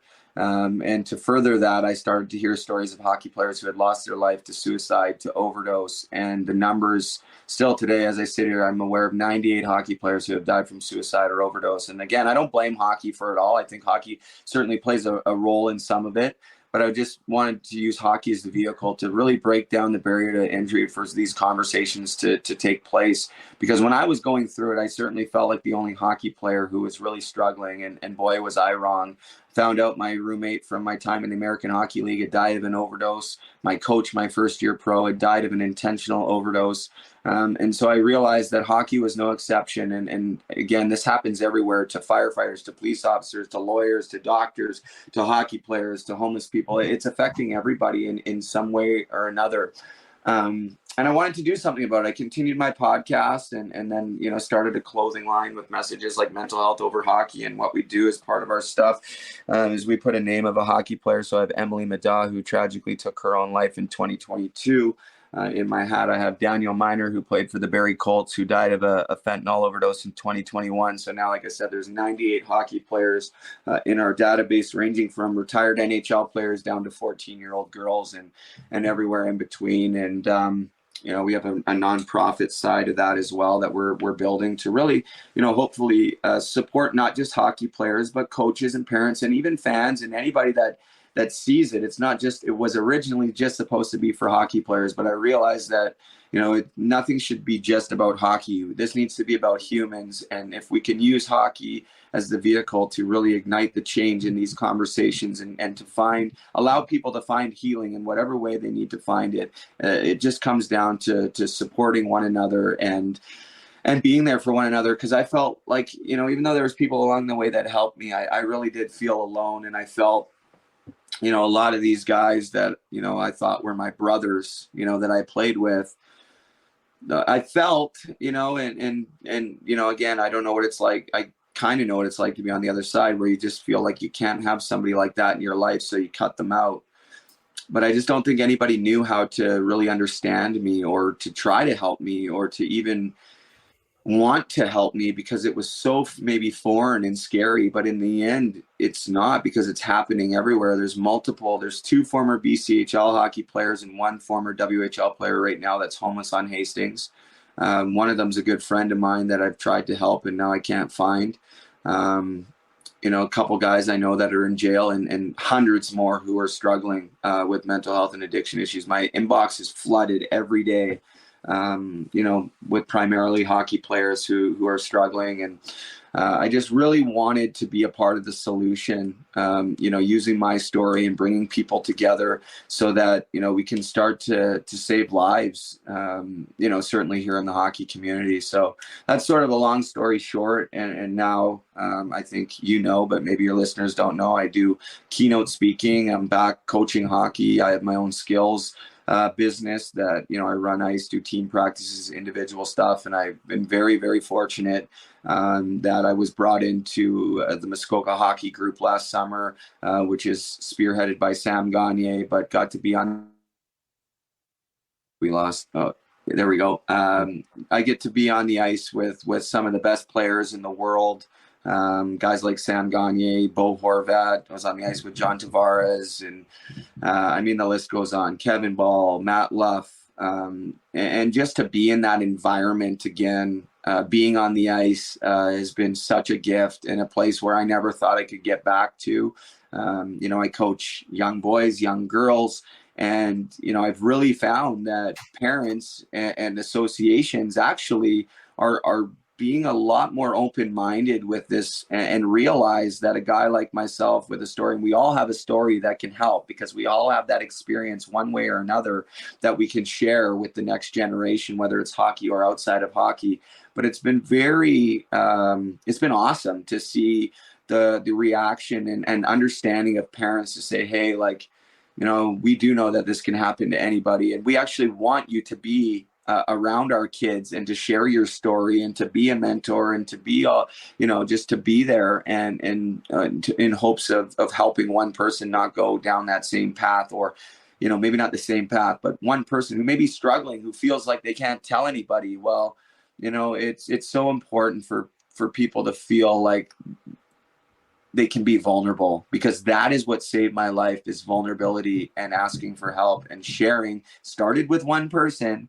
And I don't encourage everybody to take to social media and share your every deepest, darkest secret like I have, but it certainly has helped and provided a lot of accountability. And I'm just super, super grateful to be alive and to be back in the hockey community, to be back on the ice. I'm also playing senior hockey.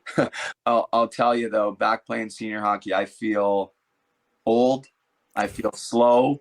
But it's funny because I was always pretty fast and like a forechecker and get in there, and like my mind wants to get to places and my body's like, you're not getting there at all. Like not even close are you getting there, Brady. So I'm trying to develop like this new game where I'm like slowing everything down, and if I can get there, I'll get there, but I better find a way to contribute on a different way. And it's been so much fun just to be in and around the environment again. And I think, the biggest thing that I've have an understanding of, and I'm just so thankful to my dad and to my grandparents and to everybody along the way who, allowed me to play this unbelievable game, because without hockey, there's no way that I'm alive right now. Like I can sit here and say, okay, concussions played a part of my story. The knee injury played a part of the story. The oxys played a part of my story.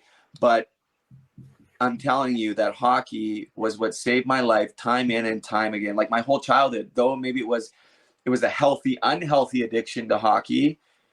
Like if I didn't have hockey, I probably would have got into that path way younger, when a lot of my friends that I hung out with started to go down that path, but I didn't, because I was playing hockey, and it gave me that reason to keep going. And the people in it, like, let me tell you, like the hockey community has rallied around me. And when I was ready to stand up and start to try to take my life back, there's thousands of people all over the world that were here to hold my hand and help me up. And for that, I am so grateful. And I feel so lucky to be a part of the hockey community in any way, whether I'm on the ice or doing something like this. So it's been a wild ride, Pods. But I firmly believe that I went through everything that I did. I went through everything that I did to get to where I'm at today. And I always tell people this: I wouldn't trade my life for Jaime Benn's life. He was my line mate. No disrespect to Benny. He was my line mate in Kelowna. The guy's made $100 million playing hockey. He's won a gold medal in the Olympics, almost a Stanley Cup and Art Ross Trophy winner.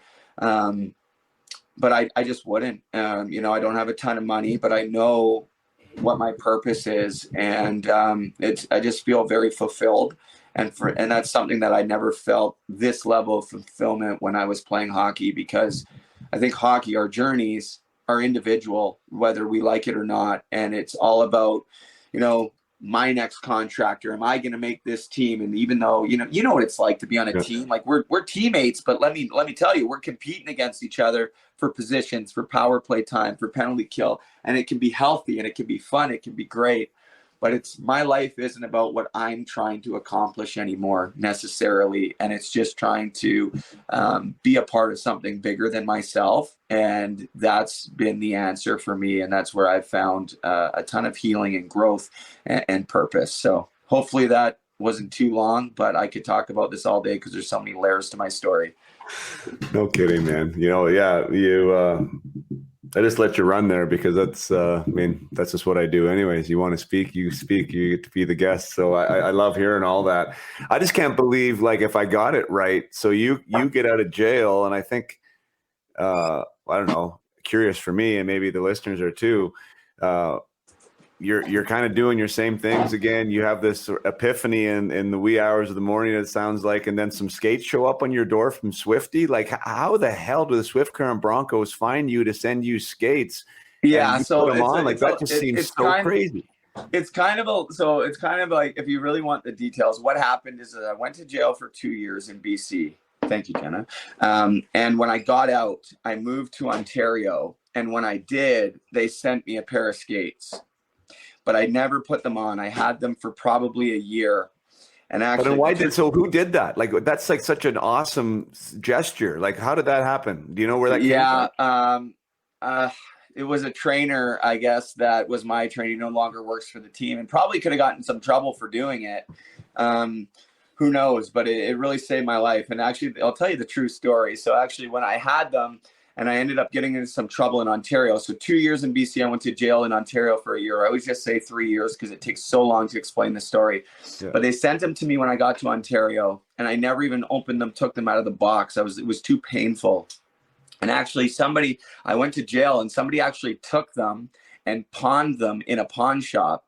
They were never worn. They were $1,200 skates.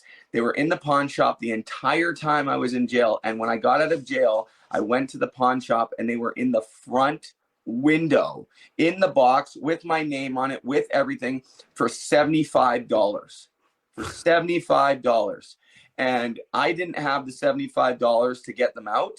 My friend actually took me down there and got them out of the pawn shop. And then that was like within that same kind of period. So I had them, and then I probably got them out of the pawn shop, had them for 3 or 4 days, and then had that epiphany, and then decided to put them on. So that's how, like, it's a longer story, but it's hard to, it's kind of a cool story, to be honest. It's wild, but sure, that's kind of how it happened. And then I just decided to put them on, and I never looked back. And really grateful that, like I said, the hockey community, True Hockey got caught wind of what I was doing really early on, way before I had any sort of following on social media. And they were like, hey, we want to support you any way we can. Cause I was using I think I was on the ice one time and I was using like a stick that, those road hockey sticks that get worn down like this. Cause I didn't even have a stick, and they saw, and they're like, we want to give you whatever you need. And so now I'm, essentially partnered with True Hockey, and they've been really great in providing me gear and different things. And, just another one of those stories where there's incredible people involved in this game who saw a guy who needed a hand up and was ready. And I'm just so grateful for that. Doug Gilmour's brother, Dave, is the reason why the Puck Support clothing line exists in the first place. He did a small fundraiser a couple years ago on his 70th birthday. He ran 20K and biked 50K, 70K on his 70th birthday. I couldn't even do that now. Right. And up in Kingston, and raised close to $3,000, and said, here, Brady, you can do whatever you want with this money for Puck Support. It's not enough for what you need. I needed about 10 grand to do what I wanted to do.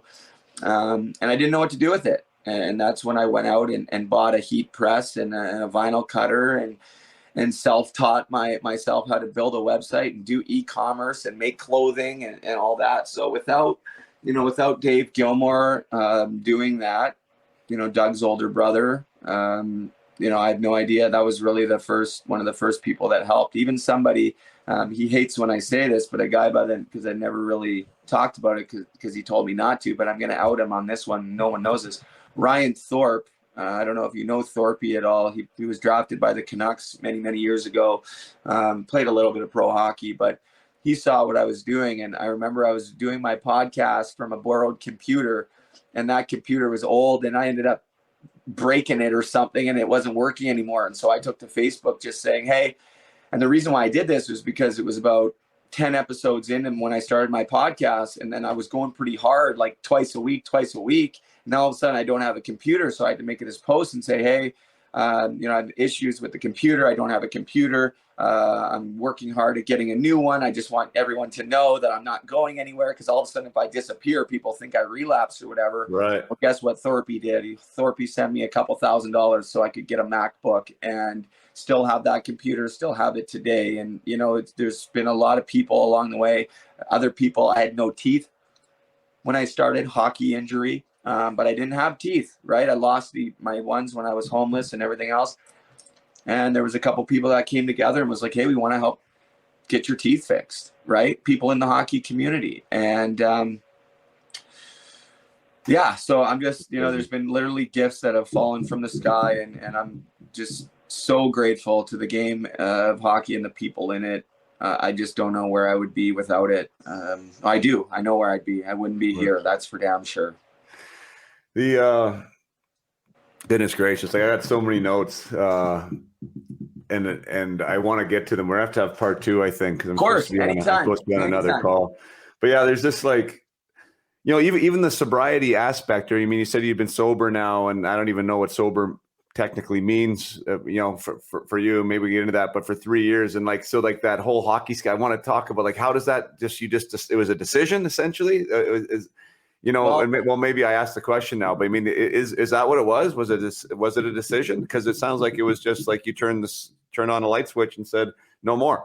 Yeah. And this is the thing that's really hard for me to explain to people, because people want to know, parents want to know, people who are struggling want to know, like, what did you do? Like, my story involves rehab and detoxes, but not this time.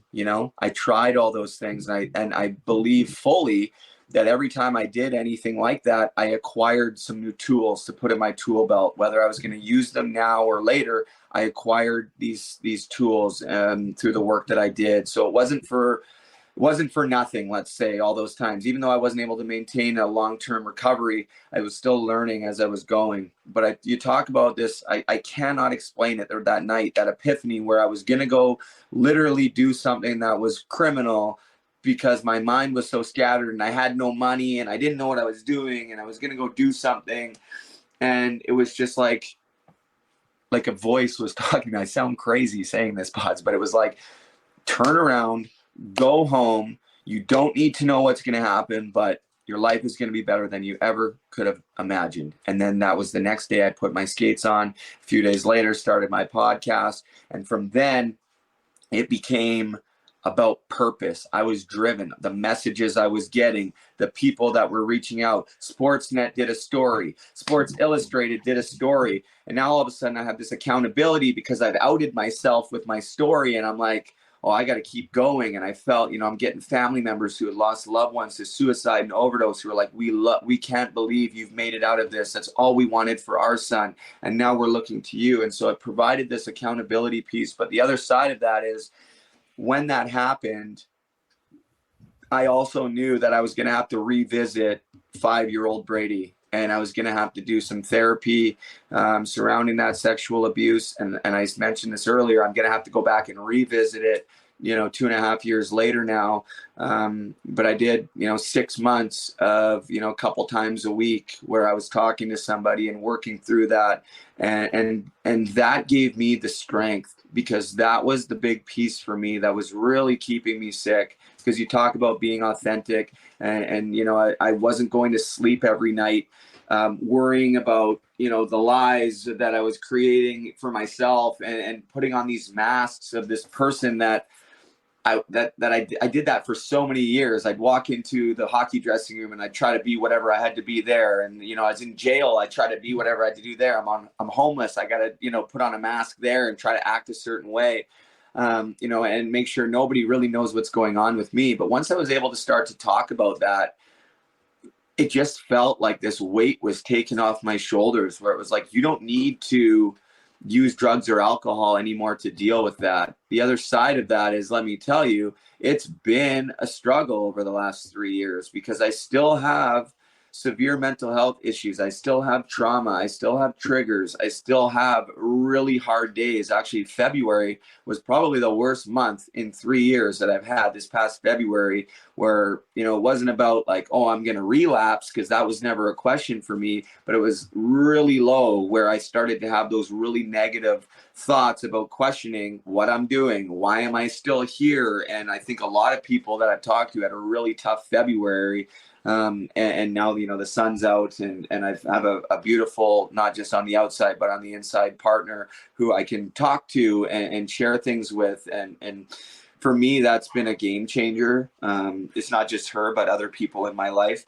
You mentioned what is sober for you, and like, it's really interesting. And we might have to have a part 2 on this. But for me, plant medicines have been a real game changer. And I know a lot of people don't like to hear about that, because it's kind of this unknown. But some people will be like, oh, well, Brady, you're not sober because you use plant medicines, microdose mushrooms, or whatever. And my question is a lot of these people who say that, they're on antidepressants from the doctor and different medications, and they're mood altering substances, but they come from a pharmacy, so people think it's okay. And listen, if it works, great. I think if somebody has something that works for them, then do it. But if you really want to talk sober, I guess you're not sober if you're taking any pharmaceuticals either. If you want to tell somebody who's taking natural medicines, they're not sober. So like, for me, I don't drink. I don't use drugs, like hard drugs. I do, use plant medicines, but again, not just because I'm looking to escape. I do it with intention. I did a lot of research. I have a lot of mentors that have helped me navigate that space when the time was right, because I didn't do it right away.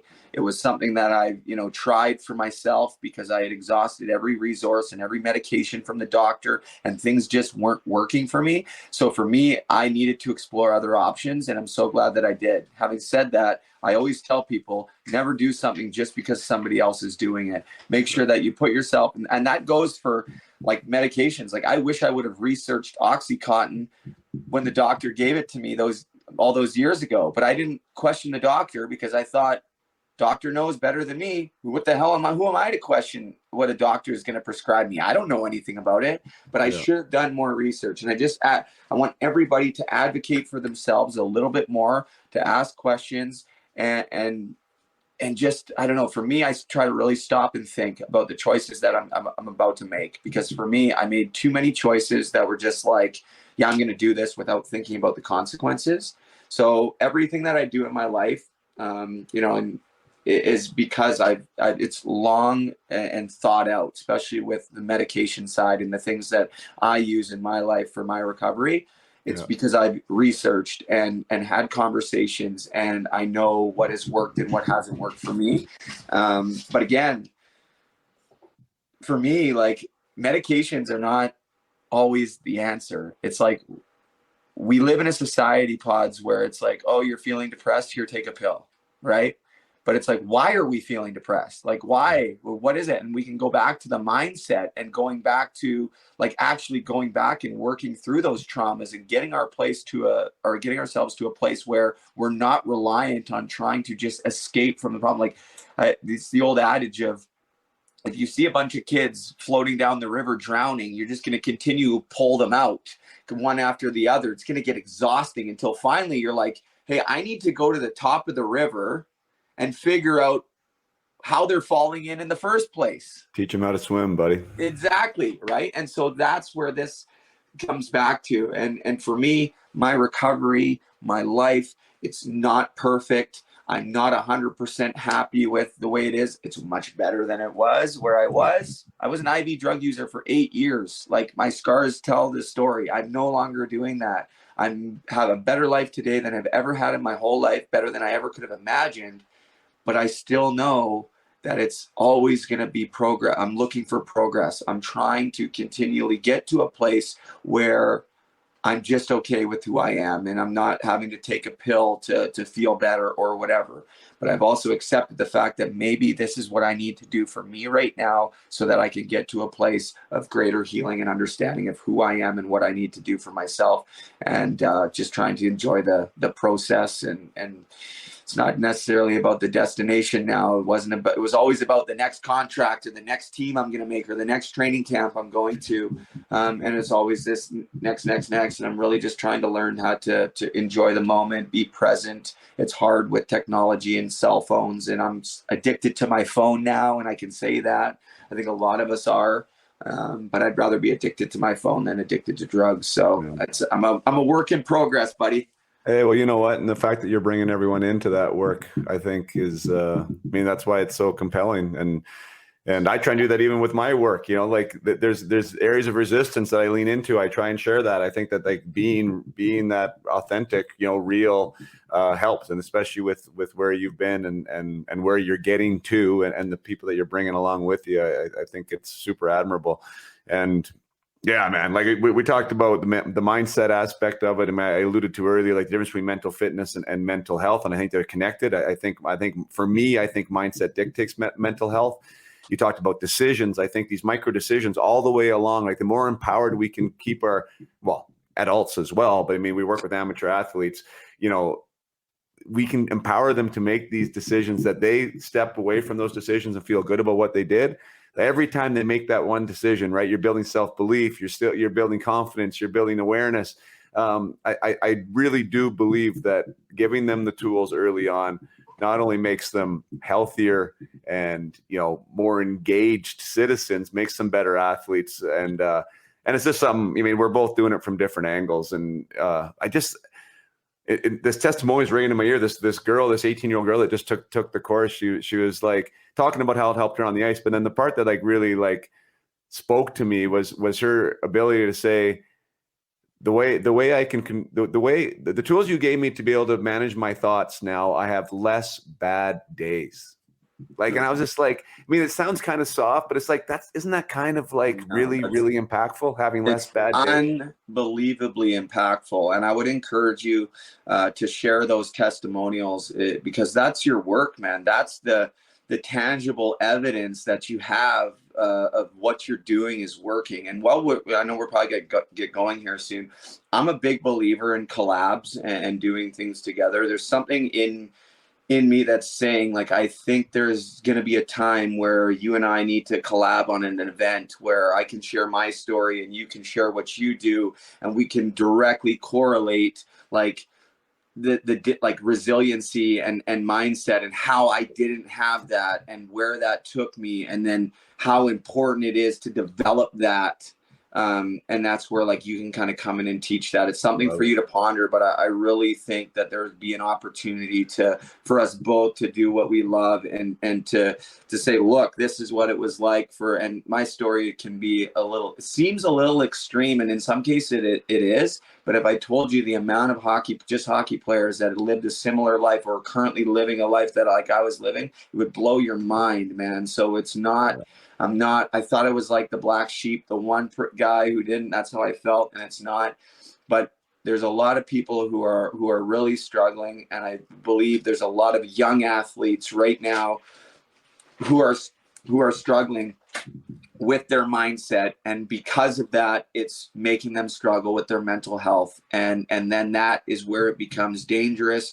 When you don't have the good mindset, you're struggling with your mental health. That's when things like drugs and alcohol start to, you try something like that and it makes you feel better for that for that short period of time. And then that can become that habit or routine. And I don't know. I really feel called, since we had this conversation, whether it be an opportunity for us to work together. And I'd encourage you to keep doing what you're doing. And I'd like to talk to you again, maybe off podcast coming up here in the near future. Maybe you don't have time today, but of how a little bit more about like what you do and how I can maybe direct some of the players that I work with, to yourself and to your program, because I don't think anybody has all the answers, but that's, I can tell my story and share how important it is to take care of your mental health and to, work on your mindset.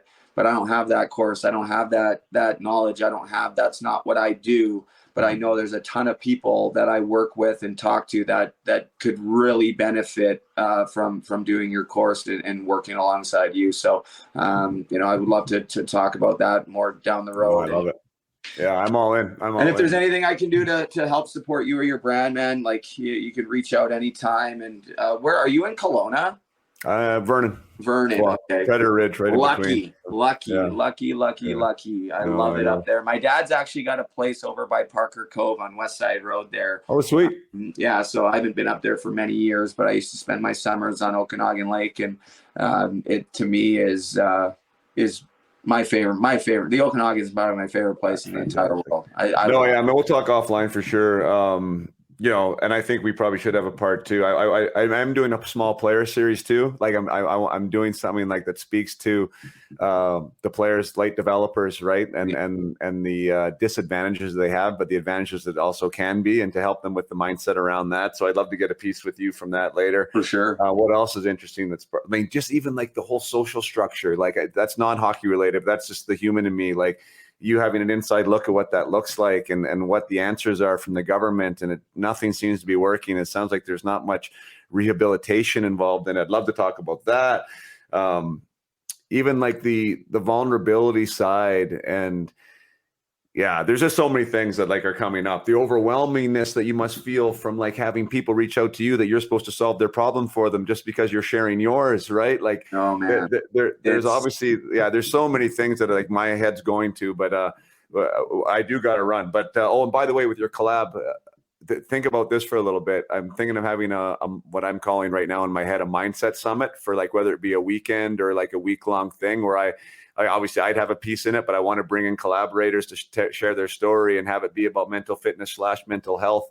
And yeah, I mean, to me, like I was like, oh my gosh, you'd be amazing in that capacity. So I'm all in, buddy. Just keep me in the loop. You want to do part 2? We'll do part 2, and let's build a relationship moving forward. Like I said. All right, boss. Yeah, well, I'll fire you an IG text here after we're done. But thanks so much for being here again today. Bet, buddy. I mean, what a great story. Love what you're doing. Love what you're about, and I love that you're getting the support because.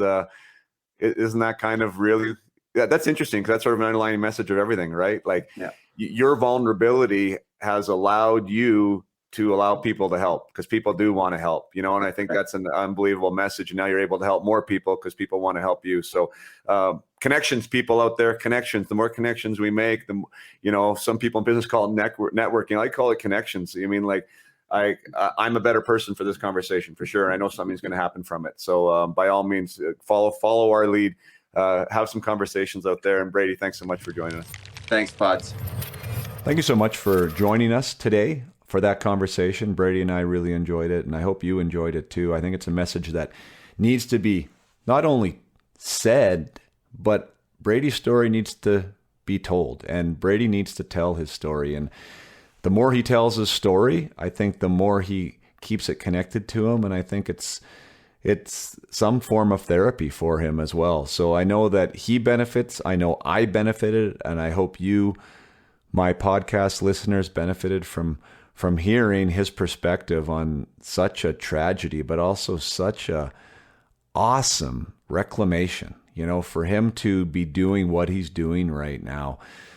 Supporting himself through his story, through his message, and supporting others and making such a massive difference in the lives of people out there who are going through their own hell, or who have lived with somebody who has gone through their own hell, and to somehow try and understand it a little clearer, a little better, to be able to lend that ear where maybe you wouldn't have done it before. Maybe ask that extra question. There's so many learning lessons from listening to a story like that. And I am very happy that we were able to have that discussion. Mental health is a real thing. Mental fitness is also a real thing. And tools and strategies given to young people, or adults for that matter, can make a massive difference in their emotional and psychological and physical well-being. So definitely appreciate Brady for joining us today. There's so many more questions that I have for him, one of which is the social structure of like what is happening with homelessness. I know it's running rampant here in British Columbia. I have no idea where you're listening to this podcast from, but it's definitely a problem here, and it's a political issue. It's a government issue that they're trying to find ways to help. To me, it sounds like the help is usually found in like, we need to have higher wages, or we need to find housing, or we need to find more jobs. I'm not a politician. I'm not in government, but that to me doesn't sound like the issue. The issue sounds like it's a root problem. There's some type of rehabilitation that has to happen, and tools, mental fitness tools need to be provided, and support needs to be provided. And somebody like Brady, who has been through it firsthand, first person, lived it, gone to jail, been through the system, understands what's there for support and what isn't, would be a great place for government officials to start to have the conversation. What needs to be done to really change this problem? Giving somebody who is sick, giving somebody who is addicted, giving somebody who doesn't have the mental tools required to handle adversity and to be more resilient is not going to do better because they have a house over there, a roof over their heads. I mean, I don't know. I don't have the answers. I don't know what the project should be, but I do know that if I was in politics, I would be seeking people out like Brady to find out their story and to get their insight into what might make a difference. So that is a conversation I definitely wanted to have with him, and I look forward to having it. I know there's a lot more that we could touch on there, but once again, I appreciate you. I appreciate you, the listener. I appreciate you being here till the end, and I hope this conversation was one that held value for you. And I guess that's a wrap. Until next time. play hard, and keep your head up.